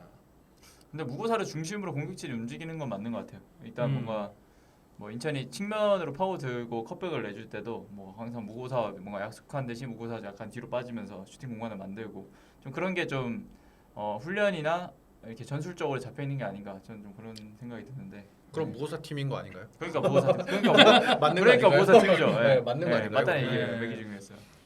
올해 지금 인천이 3-4-3 전형을 이제 주로 쓰고 있잖아요. 사실은 윙포워드 쪽에 전문적인 선수들이 그렇게 많지는 않은 상황이에요. 물론 송시우 선수, 홍시우 선수를 윙포워드 쪽에 쓸 수 있지만 이 선수들은 사실은 이제 느껴지는 성향이 측면 같지만 사실은 포워드에 조금 더 가까운 스타일이고 그래서 조성원 감독이 전술적인 어떤 역할을 조금 더 수월하게 가기 위해서 김도혁 선수 왼발잡이 미드필더였던 김도혁 선수를 왼쪽 윙포워드로 지금 포지션을 바꿨고 아길라르 같은 경우에는 이제 반대발 윙포워드식으로 해가지고 이제 오른쪽에 배치하는 방식인데 문제는 아길라르가 예년 대비 슈팅 기록이 반토막이 났어요. 지금 15라운드까지 왔는데 슈팅 10회. 예년 기록을 보면은 거의 경기당 이 선수가 슈팅을 한 2개 가까이 했던 선수인데 지금 하나도 제대로 못 하고 있거든요. 이런 부분들이 지금 뭐 얘기한 대로 무구사 팀 맞잖아라는 근거로 작용을 하고는 있더라고요. 그래서 조성환 감독에게 물어봤습니다. 이 감독님 좀 외람된 얘기지만은 밖에서는 이제 무구사 팀이다. 무구사의 원맨 활약이 너무 비중이 크다라는 지적인데 감독님 어떻게 생각하세요? 했는데 감독님 뭐 처음에는 솔직하게 인정하시더라고요. 예, 기록과 영향력을 보면은 지금 무고사가 제일 특별한 선수인 거는 맞지 않습니까? 예, 그리고 만약에 무고사가 없다. 무고사가 뭐 인천에서 은퇴를 한다. 무고사가 다른 팀으로 간다. 그랬을 때 대체할 수 있는 그 역할 대체할 수 있는 선수를 뽑아라고 하면은 사실 못할 것 같다. 예, 그 정도로 무고사는 지금 대단한 선수고 이 선수의 결정력은 이제 만들어진 게 아니라 타고난 거다라고 표현을 하더라고요. 예. 그 울산전 그런 골 같은 게 진짜 뭐 좀 타고난 그렇죠. 요즘에 골잡이가 할 수 있는. 무고사는 저는 그렇게 표현하거든요. 그냥 공이 스쳐도 골이다. 무고사는. 지금의 결정력. 지금의 결정력은 정말 다양한 방식으로 다 머리, 왼발, 오른발 어느 지점에서 어떤 방식으로도 발리로도 처리를 하고 그대로 이제 슈팅 궤적을 만들어 가지고 넣기도 하고 그렇게 하는 선수고 그러니까 그 데안 다미아노비치 저는 데안을 최고의 공격수라고 생각하는 게 이 선수는 어떤 형태의 몸의 동작이든 위치든 하물며 신체 몸의 밸런스가 무너지고 있는 상태에서도 거기서도 슈팅을 해가지고 득점을 만들었던 선수인데 그 무고사 지금의 무고사가 그거하고 흡사하다고 생각을 해요. 완전 정통파 공격수 아닌가요? 완전한 골잡이죠, 진짜. 진짜 골잡이. 답은 9번. 몬테네그로 공격수를 근데 이거 얘기를 하니까 조성 감독이 이런 얘기를 해주더라고. 요 솔직히 동계훈련 때부터 좀 우려를 했다. 동계훈련 기간에 진행한 연습 경기에서 많은 득점을 올렸는데 대부분이 무고사에 의한 득점이거나 무고사가 득점을 기록하지 못하더라도 결국은 다 무고사를 거쳐가는 루트로 했다. 단지 뭐 득점 횟수가 그랬다가 아니라 인천도 이제 GPS 데이터나 그 비디오 분석을 통해 가지고 여러 상황들을 봤는데 결국은 무고사가 박스 안이나 박스 부근에서 유효한 포지셔닝을 가져갈 때만 우리가 득점에 가까워졌다라고 또 얘기를 해주더라고요. 그러니까 이게 지금 무고사의 영향력이라는 거는 분명히 조성환 감독도 인정을 하는 부분인데 다만 감독 입장에서는 그 부분에 대해서 항변도 하고 싶다라고 얘기를 하더라고요. 무고사 팀이라고 한다면은 작년에 무고사가 12라운드까지 경기도 제대로 소화하지 못하고 완전히 빠져 있었을 때 그때 그러면 인천은 망했어야 됐다. 성적이 엄청 전 시즌보다도 안 좋았어야 되는데 왜냐하면 무고사는 2020 시즌에는 상당히 잘했고 네. 작년에는 이제 코로나 감염 또 이제 부친상 이런 네, 것들이 그쵸. 겹치면서 네. 이제 전반기 때 이제 완전히 떨어지면서 물론 여름에 이제 부활을 했습니다만은 결국은 무고사가 그 K리그 온 뒤에 가장 적은 득점을 한 시즌이 지난 시즌이었잖아요. 그런데 무고사가 부진했다고 표현할 수 있는 지난 시즌에도 우리가 성적이 나쁘지 않았다. 오히려 전 시즌보다 성적이 좋았다. 그리고 이제 무고사의 득점 포지셔닝을 가져갈 수 있는 데는 다른 선수들이 보이지 않는 헌신을 하고 있어서 가능하다. 어쨌든 무고사가 좀 프리로 최소한 움직일 수 있는 그 여유를 동료들이 주변에서 만들어준다는 얘기죠. 그럼 무고사 중심으로 움직이고 있는 것 같아요. 그러니까 무고사 중심으로 가긴 하는데 과연 그런 헌신이 없으면 무고사가 고립되지 않고 풀려 나올 수 있겠느냐. 무고사 혼자서 공 잡아가지고 다 따돌리고 골을 넣는 거는 아니지 않느냐. 예, 그런 얘기를 또 감독으로서 해주고 무고사 본인도 이게 립 서비스가 아니라 자신의 득점이 많이 나오는 거는 동료들 덕이라고 얘기를 한다. 작년에 닦아놓은 기반 위에 무고사가 다시 예전의 모습으로 돌아오면서 우리가 시너지 효과를 낸다고 표현하는 게 정확한 거지. 무고사 팀은 아니야. 근데 작년에는 김현 선수가 있었잖아요. 그러니까 무고사와 비슷한 역할을 할 수 있는 선수가 있었는데 올해는 과연 무고사가 빠지면 그 역할을 할 수 있는 선수가 네. 있냐는 거죠. 저는. 김현 얘기는 저기 인천 팬들 쉽지 듣고 않은데 있는데 저기 굉장히 불편하실 수 있는 이야기. 아니 근데 저는 이 사람이 네. 아니 뭐 그런 거 떠나서 그냥 팩트만 봤을 때 뭐 그렇다는 거죠. 네. 그러니까 무고사처럼 이제 그 김현이 올 시즌 만약 김현이 있어가지고 작년처럼 약간 1.5번 정도 주전의 어떤 스트라이커 역할을 할 수 있는 선수가 있었다고 하면은 네. 그러니까 그러면 이제 무고사 팀이 아닌 무고사 무고사 없어도 할 영향이 수 있는 크겠지만 팀이죠. 인천이 네. 더 잘했겠죠. 그렇죠. 분명히 뭔가- 뭐 문제는 맞아요.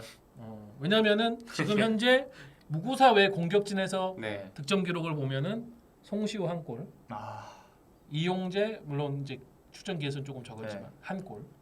예. 이게 좀 고민이긴 한데 일단 뭐 조성환 감독에게 그럼 솔루션은 어떤 부분이 있나요? 그러니까는 그게 중요하죠. 예. 어떤 부분이 있었나요? 일단 두 가지 얘기를 좀 했어요. 이 공격 패턴을 조금 더 다양하게 해야겠다.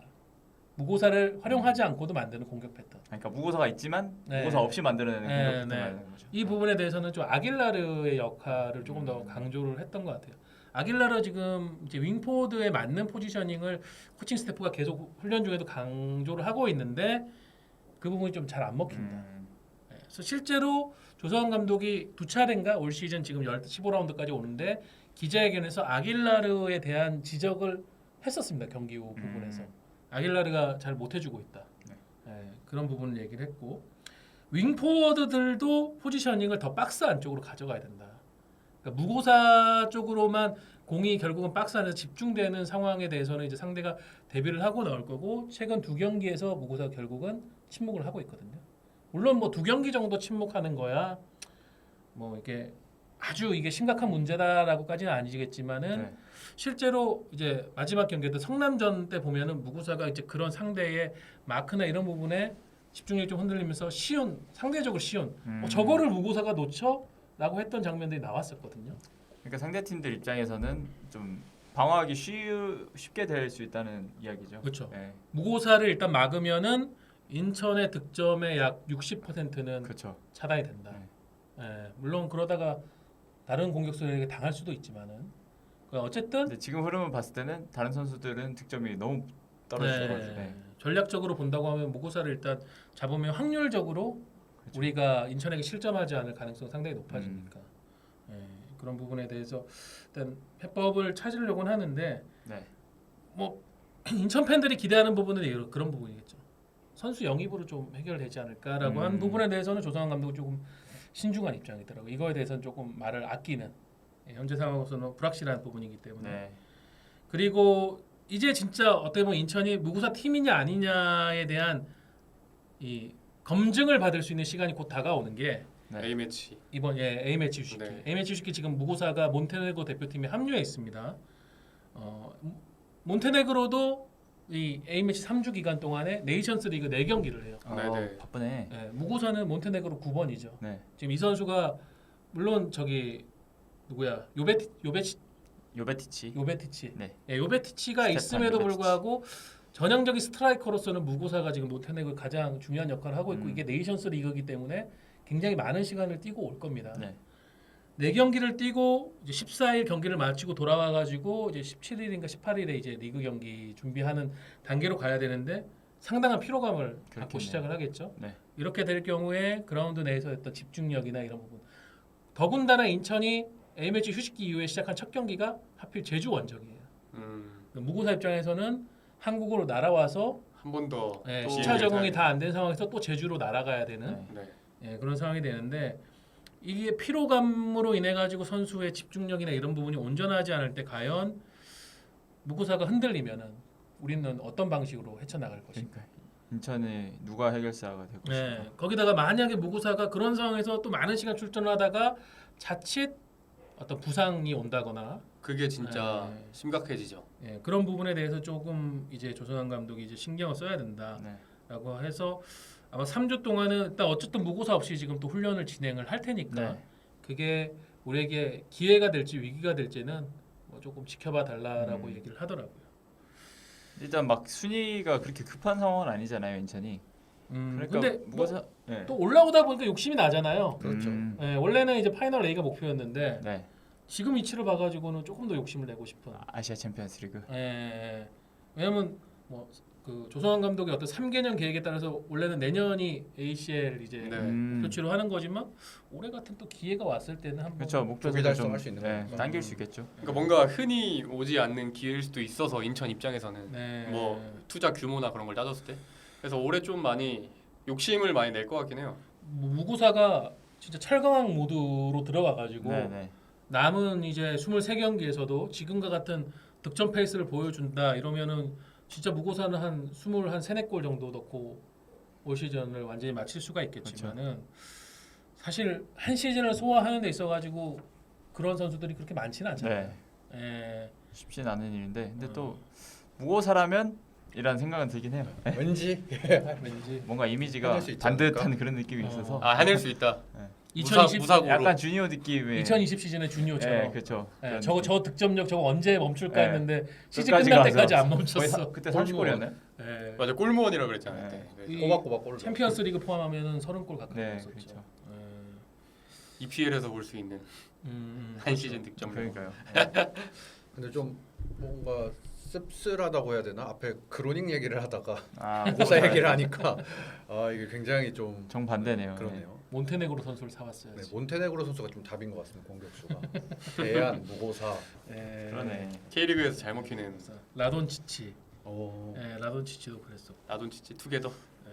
이번에 뭐 강원에 온다는 그 발사 세콜리치도 세콜리치. 잘한다 이러면은 그냥 몬테네그로로. 몬테네그로로. 예. 아, 요베티치 브라질 다음이 이제 몬테네그로가 되는구나. 요베티치를 한번 아, 요베티치. 요베티치를 데리고 올. 요베티치 헤르타 요베티치라고. 베를린 에이스입니다. 예. 얼마 정도 할까요? 요베티치요? 네. 한 500만 유로는 아, 이동준 적어도 선수를 위해서 요베티치 400만 유로 줘야 되지 않을까요? 그래요? 한 3그로닝, 4그로닝 정도. 4그러닝, 예, 4그러닝 정도는 돼야 돼. 그러면 뭐 그로닝보다 3~4배 잘하면 되는 건가? 아, 근데 그거는 세레베 근데 어렵지 이미 않지 보여준 건 있잖아요, 그 선수가. 영골에 세네배면 어차피 뭐 영골이네. 맨시티에도 있었고. 예. 근데 뭐 어떻게 보면 인천이 대단한 거긴 해요. 이 시민 구단이 사실 무고사가 올해 그 지금 페이스가 가장 좋은 시즌이긴 하지만은 2020, 2019, 2018 온 뒤로 거의 다 좋았던 시즌인데 어쨌든 이 선수를 계속 잡고 있고 네. 계약 기간도 뭐 이미 내년까지로 돼 있고 그 무고사도 인천에서의 어떤 선수 생활이나 삶에 대해서 너무 좋아하고 만족하고 있고. 그게 진짜 다행인 것 같아요. 세징야가 생각이 나네요. 갑자기. 그렇죠. 그때 인천이랑 대구랑 붙었을 때 동상 두 대결. 동상의 웅장한 대결이었으니까. 조효정 기자가 직관을 제가 또 그날 했고. 현장 취재를 갔는데 와 굉장했습니다 두 선수 모두. 네.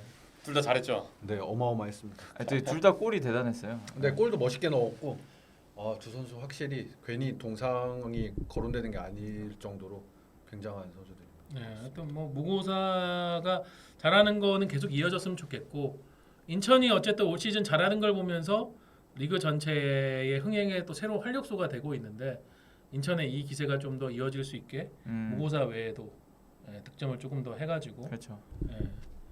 무고사 팀이지만 다른 선수들도 잘하고 있어라는 얘기가 더 확실하게 나올 수 있도록 인천이 좀 준비를 했으면 좋겠네요. 너무 훈훈한데 인천은 결론이 일부러 이렇게 결론을 이끄신 거 아닌가요? 조버지 듣고 계시죠? 감독님과 모종의 거래가 있었던 건 아니지? 그런 거는 없어요. 감독님한테 뭐 최근에 저 도가니탕 한번 얻어 먹을게요. 맛있는 거. 도가니탕. 네. 그 있어요. 문학 경기장 뒤에 가보면은 네. 이제 도가니탕이랑 소머리 곰탕 파는 데가 있는데 거기 가면 이제 조성환 네. 감독님 만날 확률이 조금 높습니다. 칼로리 폭탄. 서호정의 기자식당 한번 나왔는데. 근데 그 곰탕집이 되게 인천의 선수 지도자분들이 되게 좋아하는 식당이에요. 김남일 감독도 지금 인천을 떠난 지가 몇 년이 됐는데도 종종 거기 가서 식사하고. 그래. 이름이 뭐라고요? 간판이 특별히 뭐가 없어요. 그냥 문학 네. 경기장 뒤에 네. 옆길로 가면은 그 소머리 곰탕이라고 이게 지금 로컬 흔하게- 맛집이네. 로컬 맛집. 나중에 한번 가봐야겠다 진짜. 가면은 우리 네. 할머니께서 맛있게 또 해주십니다. 욕은 안 하시죠 할머니께서? 욕은 욕쟁이 그런 그런 컨셉은 컨셉은 아니세요. 알겠습니다. 갑자기 군침이 약간 도는데. 어쩌다 이렇게 빠졌는지 배고프니까 모르겠네. 빨리 제 파트로. 알겠습니다. 너무 이게 진짜 알겠습니다. 진짜지. 사실 하이라이트죠. 클라이막스지 클라이막스. 부담스럽게 그러지 마세요. 오늘 리뷰할 마지막 팀. 이 팀이 등장했습니다. 벌써부터 오금이 떨리는데 네. 이 인천의 어떤 훈훈했던 분위기와 다르게 상당히 살벌할 것 같은 느낌. 전북 현대입니다. 저는 이제 제가 전북 담당 기자고 그렇지만 참 이야기 입을 떼기가 굉장히 어려운데 예년과 같았으면 그래도 좋은 얘기. 근데 사실 작년에도 이맘때쯤에 약간 어려움이 있었잖아요. 뭐 8경기 동안 이기지 못하는 그런 상황도 있었는데 어쨌든 올 시즌 약간 분위기가 좀 더 거기다가 지금 좀더안 좋습니다. 팬덤의 어떤 그 감정이 여기서 좀 약하게 이야기를 하면은 굉장히 좀 네. 애매한 거 싫어하시잖아요. 네네. 그렇죠. 요즘 약간 네. 들이대는 잣대로 따지면은 윤효영도 밥 얻어 먹었냐. 그렇죠. 네. 윤효영 기자 독하게 해야 됩니다. 저는 아쉽게도 밥을 같이 먹어본 적은 없습니다. 근데 이게 좀 그런 게 김상식 감독 취임하고 코로나 때문에 기회가 뭐를 같이 없죠. 대면하고 할 그러니까요. 기회가 네. 없었을 거예요 취재진들이. 맞습니다. 네. 예. 저도 한 2번 정도 인터뷰하러 가서 뵀던 것 같은데. 네. 그런 이제 잣대 약간 살벌한 농담이라도 조금 네. 기자들이 많이 섭섭할 거예요. 뭘 그렇죠. 먹었어야 뭐가 그런 지적을 받지. 네. 그 정도로 지금 좀 그렇고 저는 멤버십이 억울합니다. 네. 억울해요. 네. 뭐야 뭘 먹은 게 있어야지. 지금 뭐 전북 담당 기자들이 다 억울한 것 같아요. 그렇게 이제 몰아가는 분위기라죠.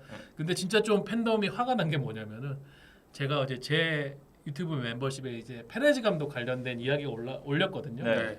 댓글의 반이 그래서 김상식 감독은 언제 이러면서 전북 팬들이 우르르 와가지고 그런 분위기가 좀 살벌하긴 하더라고요. 뭐 근데 그거에 대한 답을 하자면 좀 가깝진 않다 아닐까요? 가깝진 않다. 네, 가깝나요? 뭐가 가까워요? 김상식 감독과 가깝습니까? 아니요, 식버지가 떠나가시는 그 타이밍이.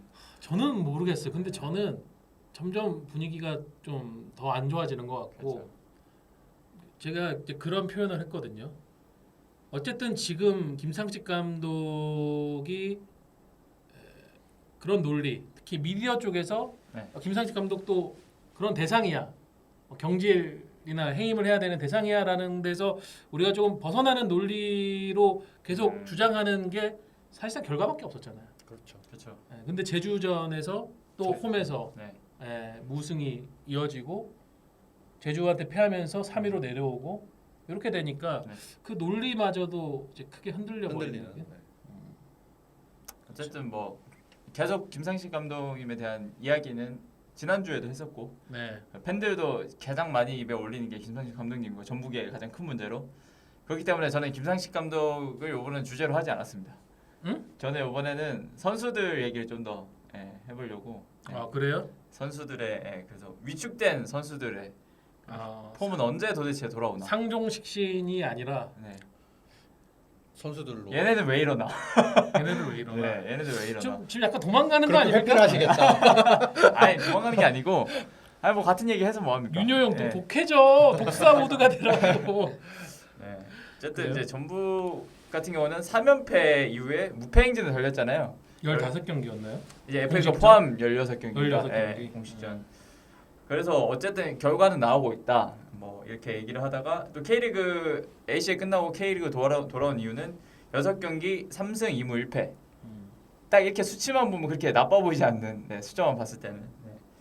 어쨌든 이제 그러다가 지난 제주전이었죠. 지난 제주전에서 0대2로 패하면서 무패 행진도 깨지고 전북 팬들의 약간 터지게 터졌다 느낌으로 좀 이렇게 외치고 있는데, 근데 전북 팬들의 불만은 분명히 좀 성적만 보면 이해할 수 없는, 이제 상대팀 입장에서는 이해할 수 없는 외침? 이해하지 않으려고 하는 거 아닌가요 지금? 사실 전북이 뭐 2, 3위에 올라서 그게 뭐 이해를 할 수 없다고 할 수는 있지만 1위랑 격차가 사실 11점 차네. 네, 너무 크잖아요. 그런 면에서는 좀 뭐 어느 정도 팬들이 불만을 가질 수 있지 않나. 이해를 못한다기보다는 어쨌든 뭐 네, 팬들의 표현이 조금 지금 거세긴 하지만은 네. 저는 지금 이 정도로 심각하다고 느끼긴 하는구나 음, 라고 저는 받아들이고 있습니다. 이제 성적만 보면 그런데 경기력을 보면 이제 왜 그런 불만이 나오는지는 분명히 알 수 있다. 지금부터 경기력으로 조지시겠다. 네네. 성적보다 경기력이 더 큰 문제다. 이제 전북 같은 경우는 어쨌든 뭔가 이 팀 같은 경우는 어떻게든 넣겠다. 전북 그래도 뭐 전북이 이기겠지. 선제골 먹겠다. 이런 분위기가 있었는데 요즘은 전혀 그런 분위기도 아니고 완전 좀 무딘창? 네, 그런 느낌이 굉장히 강하고, 또 그 중심에는 지난 시즌에 15골씩 넣었던 구스타보 일류첸코의 좀 부진이 좀 가장 좀 크다고 생각을 하고, 네, 또 같이 나머지 공격수들도 좀 활약을 못 해주고 있는 게 너무 크지 않나, 네, 그렇게 생각을 하는데, 어쨌든 전북 같은 경우는 화공, 뭐 막공, 닭공 뭐 이런 키워드들이 항상 있었잖아요. 네. 좀 화끈하고 좀 닥치는 대로 공격하고 좀 그런 이미지가 있었는데, 전 어쨌든 닥치는 대로 공격하려는 것 같긴 한데 이게 창끝이 너무 무뎌져서 결과물로 이어지지 않나. 네, 결과로 이어지지 않는 게 어떻게 보면 가장 좀 전북이 답답함을 느끼는 그런 요인이라고 생각을 하고, 제가 이제 쭉 이번에 순위표를 봤거든요. 득점 랭킹. 근데 지금 15라운드까지 전북 선수가 이제 득점 순위에서 가장 높게 위치한 선수는 17위에 있는 구스타보입니다. 3골밖에 넣지 못했고. 저 3골 중에서 2골은 아니구나. 최근에 한 골 넣었죠. 그 인천전에 네, 골 네. 넣었고 성남 역시 또 성남을 상대로 디엄 넣었죠. 거의. 그래서 근데 20위 안에 드는 선수가 구스타보 또 한 명뿐이에요. 야, 일루첸코 없어요? 일천거 없어요. 일루첸거 지금 몇 골 넣었어요? 일천거가 지금 한 골인가 두 골인가 걸요. 네. 전북 선수가 20위 안에 든 선수 한 명밖에. 그러니까요. 공격수 진짜 의외긴 하다. 그러니까 이게 굉장히 심각한 문제입니다. 이게 어쨌든 전북이 네. 그 이동국 선수하고 그 상하이 가기 전에 김준욱 선수 미친 득점 페이스를 했던 그때 말고는 사실은 전북은 워낙 이 공격수들이 능력인 선수들이 많아서 출전 시간이 배분이 되다 보니까 네. 득점 랭킹 상위 탑 5에 드는 경우는 잘 없어요. 오히려 보면 그 대신에 10위권이나 20위권 안에 한 4-5명이 우르르 몰리는. 그러니까 한 시즌에 막 20골 넣는 선수 잘 안 나오는데 10골 넣는 선수가 2명, 뭐 7, 8골 넣는 선수가 한 3, 4명. 이게 전북의 어떤 정상적인 패턴인데 지금 그러니까요. 20위 안에 구스타보 한 명이다. 그러니까 팬들은 이제 문제점을 전술이다, 무능력이다. 물론 이것도 당연히 뭐 전술적인 뭔가 그런 변화나 이런 뭔가 전술적으로 만들어내는 약속된 플레이로 나오는 득점까지 연결되는 그런 장면이 없기 때문에 그런 이야기가 또 계속 나올 수 있는데, 사실 또 저 같은 경우는 전북 같은 팀이면 단조로운 공격만으로도 어느 정도는 이거보다는 훨씬 많이 넣어줘야 되는 팀이다. 날려야 된다 상대팀을. 라고 생각을 하거든요. 뭐 사실 이제 알고도 못 막는 그런 공격들 있잖아요. 그런 거는 대부분 강팀들이 구사하는 건데, 뭐 크로스만 올리더라도 뭐 걸출하는 공격수들이 다 받아 넣으면 사실 훨씬 뭐 경기력적인 그런 비판도 피할 수 있고, 어쨌든 결과도 얻을 수 있고 뭐 그런데 지금은 오히려 아예 공격수들이 해결을 못 해주니까 오히려 경기력적인 게 더 부각되는 게 아닌가 또 그런 생각이 들고 그리고 작년 같은 경우도 사실 저는 전북이 그렇게 언제 전술적으로 그렇게 뛰어난 팀이었나? 라고 항상 좀 생각을 하고 있는데 지금 이것도 약간 이장님과 모버지를 음해하는. 아니 근데 항상 그런 얘기 나왔잖아요. 근데 모라이스 감독이 때도 모라이스 감독이 할 줄 아는 거는 롱볼 축구, 뭐 크로스 축구, 뭐 이런 얘기가 항상 있었던 것 같아요. 예. 저도 이제 최강희 감독이 대표팀 갔다가 복귀하고 나서 그때 이제 전북 경기를 상당히 많이 봤었는데 현장에서도. 근데 약간 이제 최강희 감독 축구는 그런 게 있어요. 90분 내내 막 공격적으로 지배하는 그런 건 아닌데 마지막 20분 동안 엄청나게 몰아치는 그 계속 공격적인 선수 교체를 하면서 몰아치는 그거는 있었거든요. 네. 근데 지금 전북의 문제는 뭐냐면 그런 막판에 몰아치는 것도 사실은 잘 안 나온다. 네, 뭐 저도 그렇게 생각을 하는데 그 문제 중 하나는 또 그 전술적인 거는 이미 비판을 받고 있으니까 거기에 인정을 하고 들어간 거죠. 일단 인정. 그건 깔고. 아니, 저도 네. 저도 이게 패턴이 뭔지 잘 모르겠어요. 아니, 크로스는 많이 올리는 건 알겠어. 네.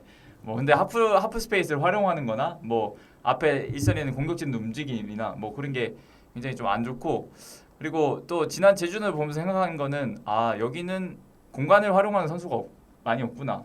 그러니까 공을 잡으면 다 잘하는 선수들이에요. 그러니까 볼 플레잉을 잘하는 선수들은 많은데 뭐 공간으로 뛰거나 오프더볼이 좀 아쉽다. 오프더볼 그러니까 네. 더 굳은 역할을 해주는 선수가 많이 없다는 이야기죠 지금. 네. 뭐 그리고 또 가장 결정적인 거는 공격수는 전 자신감이라고 생각을 하거든요. 자신감인데 선수들 자신감이 너무 떨어져 있고 선수들도 심지어 이 문제를 못 찾고 있다는 거예요. 잠깐 지난주에 갔다 오면서 김사신 감독님과도 잠깐 얘기를 했는데 그러면 일류첸건 도대체 왜 그래요라는 질문을 했을 때 모르겠네라고 얘기를 하셨고 송민규와도 미팅을 한 걸로 알고 있어요. 근데 송민규도 몸은 괜찮다. 근데 문제가 도대체 뭔지 모르겠다. 경기에서 폼을 못 찾겠다. 뭐 이런 그러니까 본인도 굉장히 고민에 좀 많이 빠져 있고 부담도 많이 느끼고 있고 그런 상황이라고 합니다. 근데 보면 송민규도 지난 시즌 도중에 이적했잖아요. 근데 10골을 넣었어요. 그리고 한교원 9골 넣었죠. 그러니까 전북이 작년에는 20 그러니까 득점 순위 20위 안에 있던 선수가 4명 정도 있었는데 지금 한 15라운드까지는 한 명밖에 없고 그것도 17위에 있고. 근데 전북 선수들이 과연 전북 공격수들이 과연 이 정도의 플레이를 하는 선수들이냐?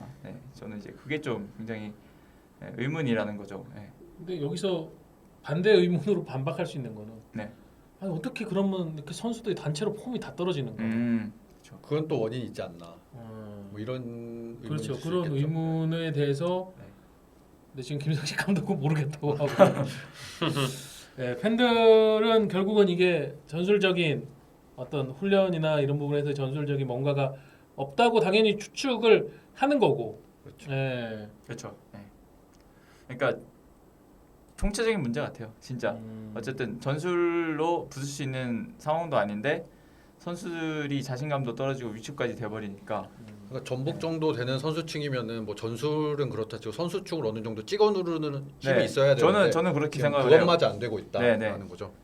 저는 그렇게 생각해요. 왜냐하면 전북이 지금 또 수비만 보면 사실 굉장히 잘하고 있잖아요.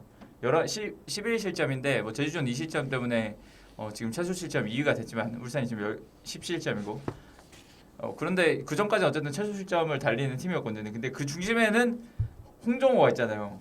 그러니까 홍정호 하나로 무실점을 이렇게 이끌 수 있는 능력이 있는데 나머지 전북 선수들도 그 정도 레벨을 보여줘야 되지 않냐. 저는 그런 생각은 있습니다. 사실. 지금 밥값하는 건 홍정호 하나다. 뭐 예전에 로페 그리고 외국인 선수 얘기를 안 할 수가 없는데 뭐 전북은 외국인 선수들이 항상 잘해주던 팀이잖아요. 뭐 로페즈도 있었고, 레오나르도 있었고. 근데 이 외국인 선수들 2명이 이렇게 전부 다 좀 올 시즌에 굉장히 답답한 모습을 보여주고 그래서 지난 제주전 선발 라인을 보면 전부 다 국내 선수들이거든요. 아예 다 뺐습니다. 외국인 선수 다 빼고 시작을 했는데 보통 이런 거는 좀 어떻게 보면 초강수잖아요. 외국인 선수 다 빼고 선발을 이렇게 시작을 하는 거는 근데도 이게 문제가 해결이 안 됐다는 거는 좀 선수들의 그 멘탈적인 부분도 굉장히 좀 심각하다. 이게 그 작년에 일루첸코하고 구스타보가 나란히 15골을 넣었을 때는 저희가 이제 순환 근무라고 표현을 네, 해가지고 네. 뭐 일루첸코가 선발 나오든 구스타가 선발 나오든 이제 뭐 두 선수가 서로가 번갈아서 이제 후반에 누가 들어오면 이제 상대 팀이 죽을 맛이라고 했는데 올해는 뭐라고 해야 되지? 이거 순환 근무도 아니고 그냥 진짜 뭐라 표현할 단어가 진짜 떠오르지 않는데 그 저는 그렇게 생각해요. 결국은 작년에는 잘 됐는데 올해는 뭐 구스타보도 좋은 선수고 일류첸코도 좋은 선수다 보니까는 오히려 두 선수 다 출전 시간이 분배되는 거에 대해 가지고 같이 뭔가에 표현하지 않는 피로감이나 답답함이 지금 이제 적재된 게 아닌가. 맞습니다. 뭐 실제로 구스타보 같은 경우에는 그 포항 원정에서 후반 들어와 가지고 그렇게 적극적이지 평소와 같은 네. 구스타보다운 그런 적극성이 떨어지니까는 동료들도 앞에서 더 움직이면서 압박해줘야 된다라고 좀 혼을 냈는데 구스타보는 그것 때문에 좀 네. 화가 나가지고 팬들에게 인사도 하지 않고 그냥 라커룸으로 들어간 일도 있었었고 저는 그게 지금 약간 현상이 일어나는 것 같아서 전북이 이 딜레마를 뭐 일단은 해소를 해야 되지 않나. 네. 사실은 좀 그런 것 같아요. 이게 국내 선수라면은 조금은 그래도 이타적으로 오케이 내가 뒤에서 기다릴게 라고 받아들일 수 있는 부분 뭐 물론 이제 국내 선수들 다 자존감 낮추고 그러라는 건 아닌데 그럴 수 있는 부분인데 지금 두 외국인 선수가 물론 두 선수 사이가 좋게 지내겠지만은 그런 상황 자체에 대해서 시츄에이션에 대해 가지고 조금 뭔가 상황이 온 게 아닌가 거기에 대한 실타를 좀 풀어야 되지 않나 그런 생각도 들고 뭐 저는 이제 이 준비를 하면서 또 맨유 생각이 갑자기 나더라고요. 음. 맨유가 어쨌든 선수단에 계속 좋은 선수 데려오면 왔지만 감독이 계속 바뀌었잖아요. 네. 근데 감독이 계속 바뀌었지만 결국 계속 해결이 안 되고 있죠 문제가. 자칫하면 진짜 그런 상황에 빠질 수도 있겠다라는 5연패를 끝으로. 생각이 들기도 했어요 저는. 그래서. 근데 저는 그런 생각 들었어요. 일루첸코랑 구스타브랑 같이 선발 출전시키면 안 되나? 올해 뭐 한 경기인가 둘이 이제 선발로 공존했던 경기가 챔피언스 리그에서인가 있었는데 왜 둘이 같이 뛰면 안 되는 걸까?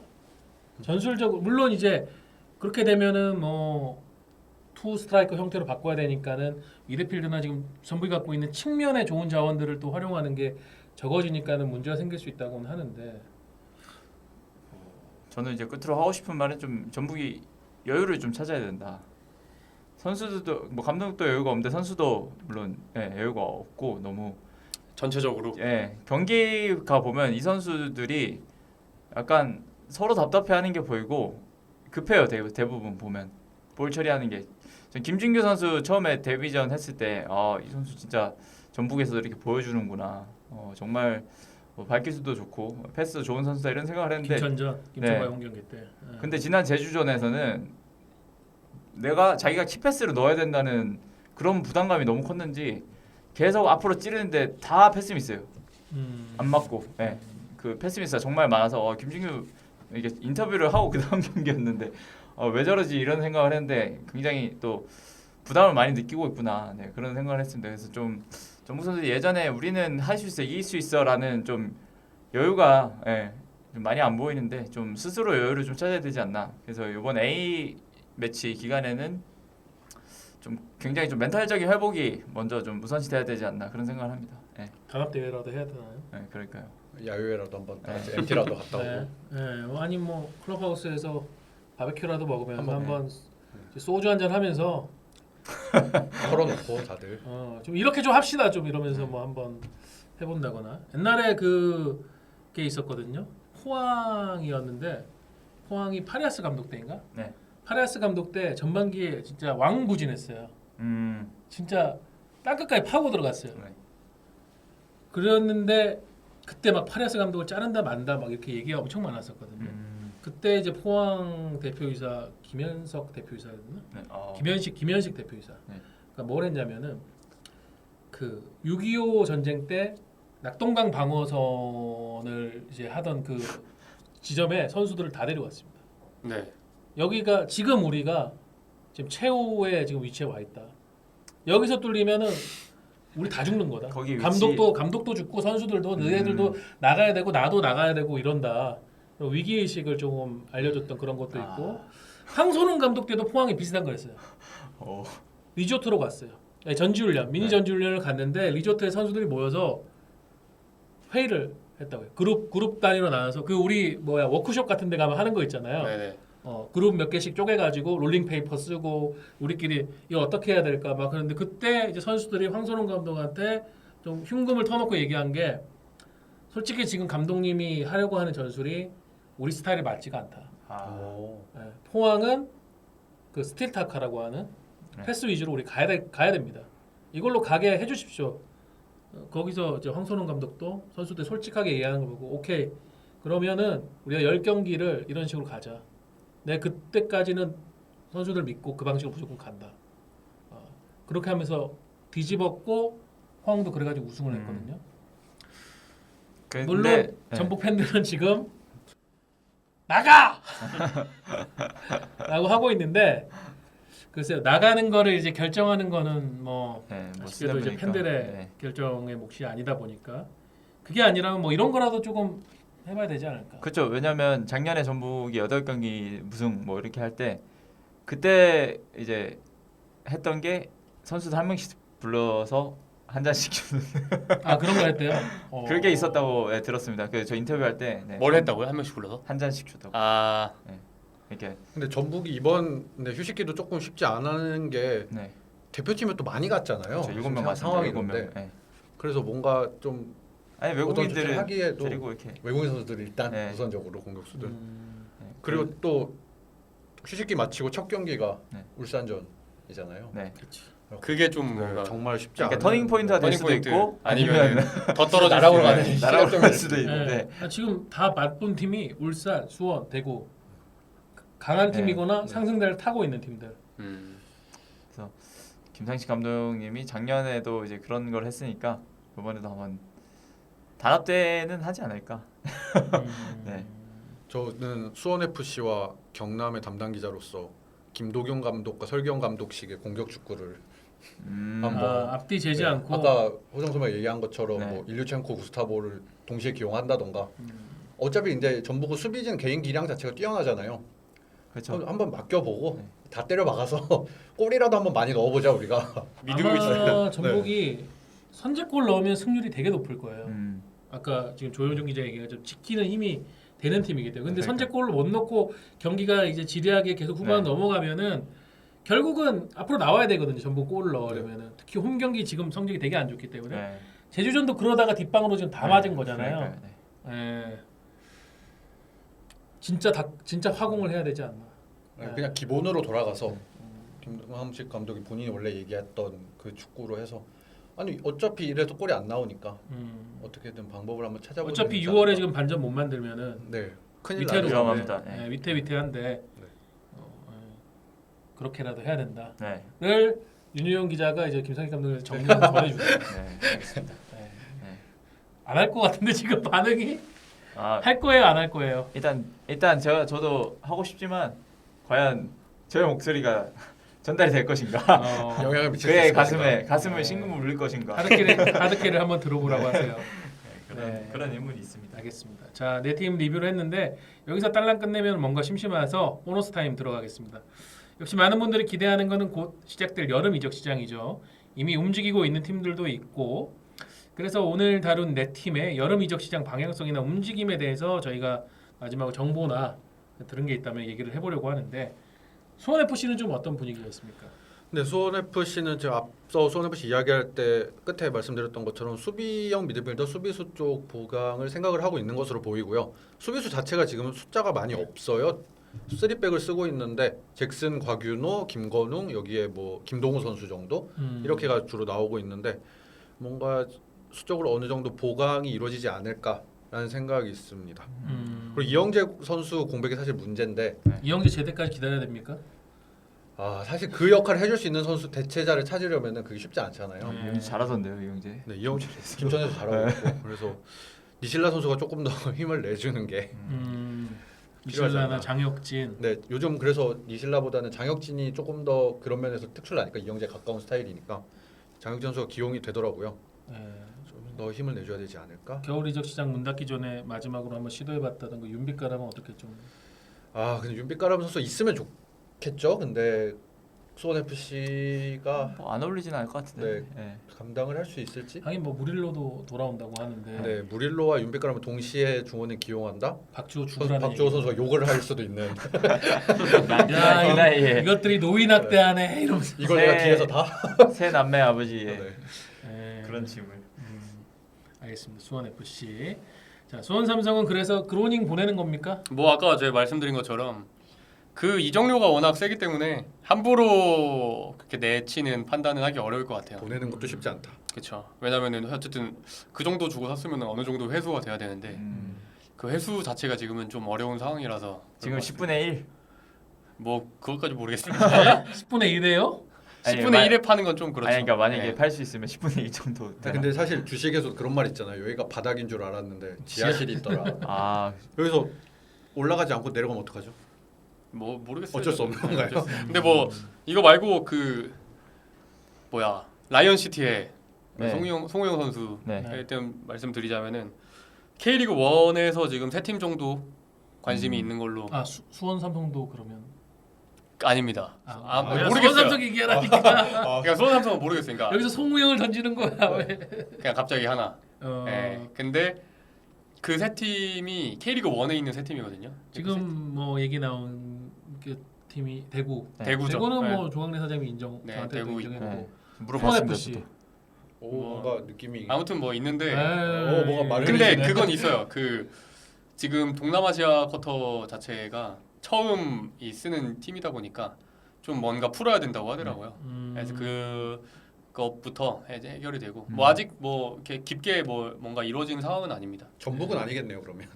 정말 아니 그냥 전북은 미드필더 충분하니까. 네. 동남아 것도 써봤으니까 또. 송호연 선수 같은 경우는 이제 ACL에서 대구랑 붙어보고 나서 내가 K리그 팀을 상대로 이 정도 하네?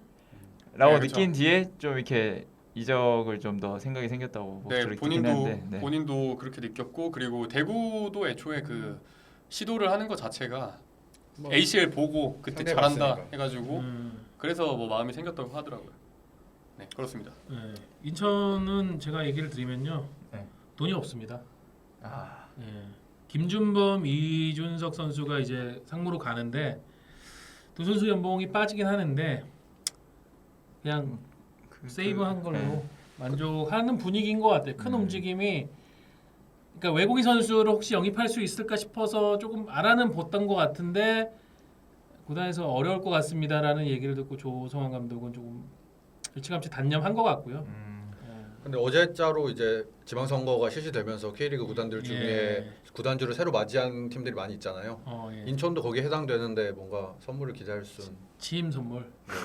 없을까요? 우리 인천 유나이티드 잘하고 있습니다. 제가 취임 선물을 드리겠습니다. 근데 쉽지 않을 것 같아요. 예, 이게 행정적으로도 쉽지가 않은 상황이고 여러 좀 복잡한 문제. 이게 구단주가 새로 부임했는데 가가지고 돈 줘, 선수 좀 사자 이러면은 구단주가 뭐야 얘들. 뭐야? 돈부터 달라고 하기에 예, 보자마자 돈보다 달라고 하네. 우승했어? 아, 우승할 거야? 우승하면 되잖아요. 무구사 같은 애 하나만 더 영입해주면 우승하죠. 무사 둘이면 우승. 예, 라고 할 수는 있겠지만 이게 시도민 구단은 역시 좀 쉽지가 않은 것 같아요. 그렇다고 너무 또 적은 비용의 선수를 또 함부로 데려왔다가 이 선수가 터지지 않는다. 이러면 또 책임론으로 이어질 수 있기 때문에 굉장히 지금 좀 신중하게 보는 것 같습니다.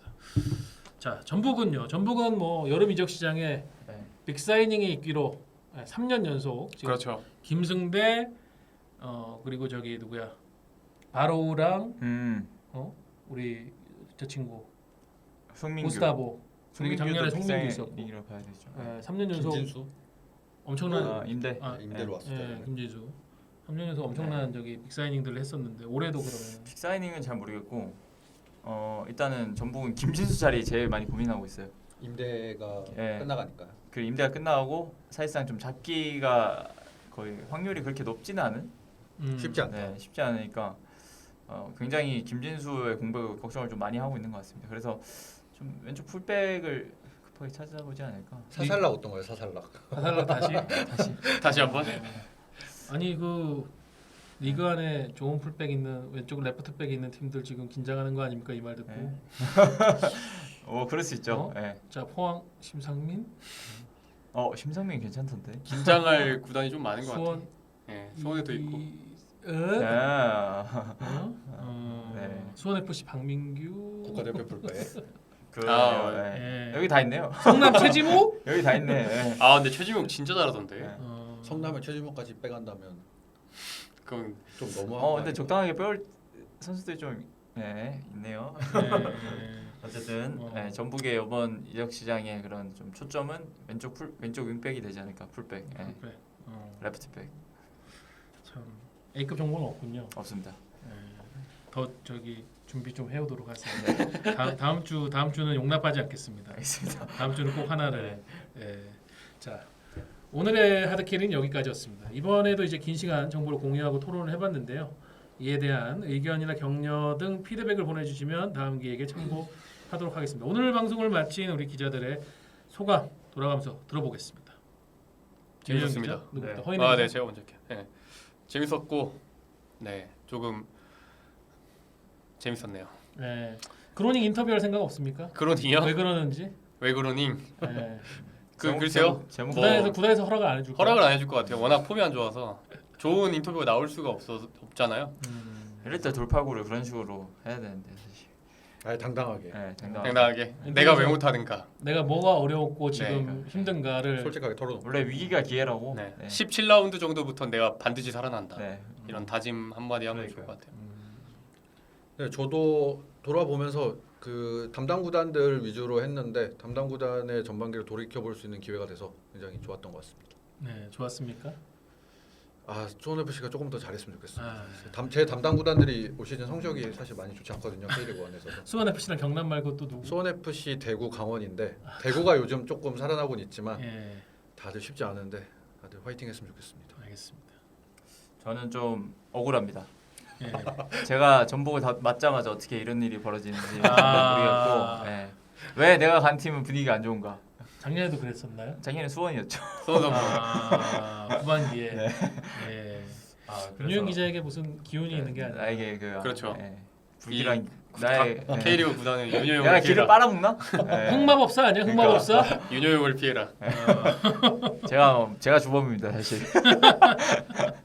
예. 그래서 굉장히 지난주에 갔다 왔지만 좀 안타깝기도 하고 근데 뭐 또 괜히 막 또 제가 까면 또 반대로 될 것 같아서 그럼 까야지 그럼. 보통 선수도 제가 잘 못할 것 같은데라고 하는 그래요? 선수들은 잘 하더라고요. 반대로 가네요. 구스타보 일류첸코 엉망이 한번 해주세요. 알겠습니다. 유첸코 조만간 팔릴 겁니다. 예. 자, 저희가 다음 주에도 이런 포맷으로 풀어나갈 텐데요. 미리 이제 다음 주 대상 팀을 밝혀드리겠습니다. 다음 방송에 돌아볼 네 팀은 FC 서울, 성남 FC, 대구 FC, 제주 유나이티드입니다. 서울 담당이 누구죠? 접니다. 그리고 성남 담당은 제가 성남 담당. 대구 담당은 네, 아까 제가 이제 대구. 조효정 근데 이거 목소리만 나오는데 뭐 이거 네. 알잖아. 목소리 우리 다 달라서 알아. 아, 그래요? 예, 제주는 제가 합니다. 자, 각 팀에 대한 그런 의견 또 잘 또 준비해 주시면 고맙겠고요.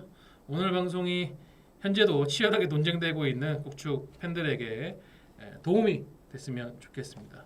다루기 쉽지 않은 주제를 기자들의 친절하고 상세한 썰로 끌고 가는 하드캐리. 오늘도 K리그를 비롯한 국내 축구 부흥을 위해 하드캐리하는 팬 여러분 개고생하고 계시고요. 저희도 한 주 동안 또 열심히 준비해서 다음 방송으로 돌아오겠습니다. 그럼 다 같이 인사할까요? 하나, 둘, 셋. 개발.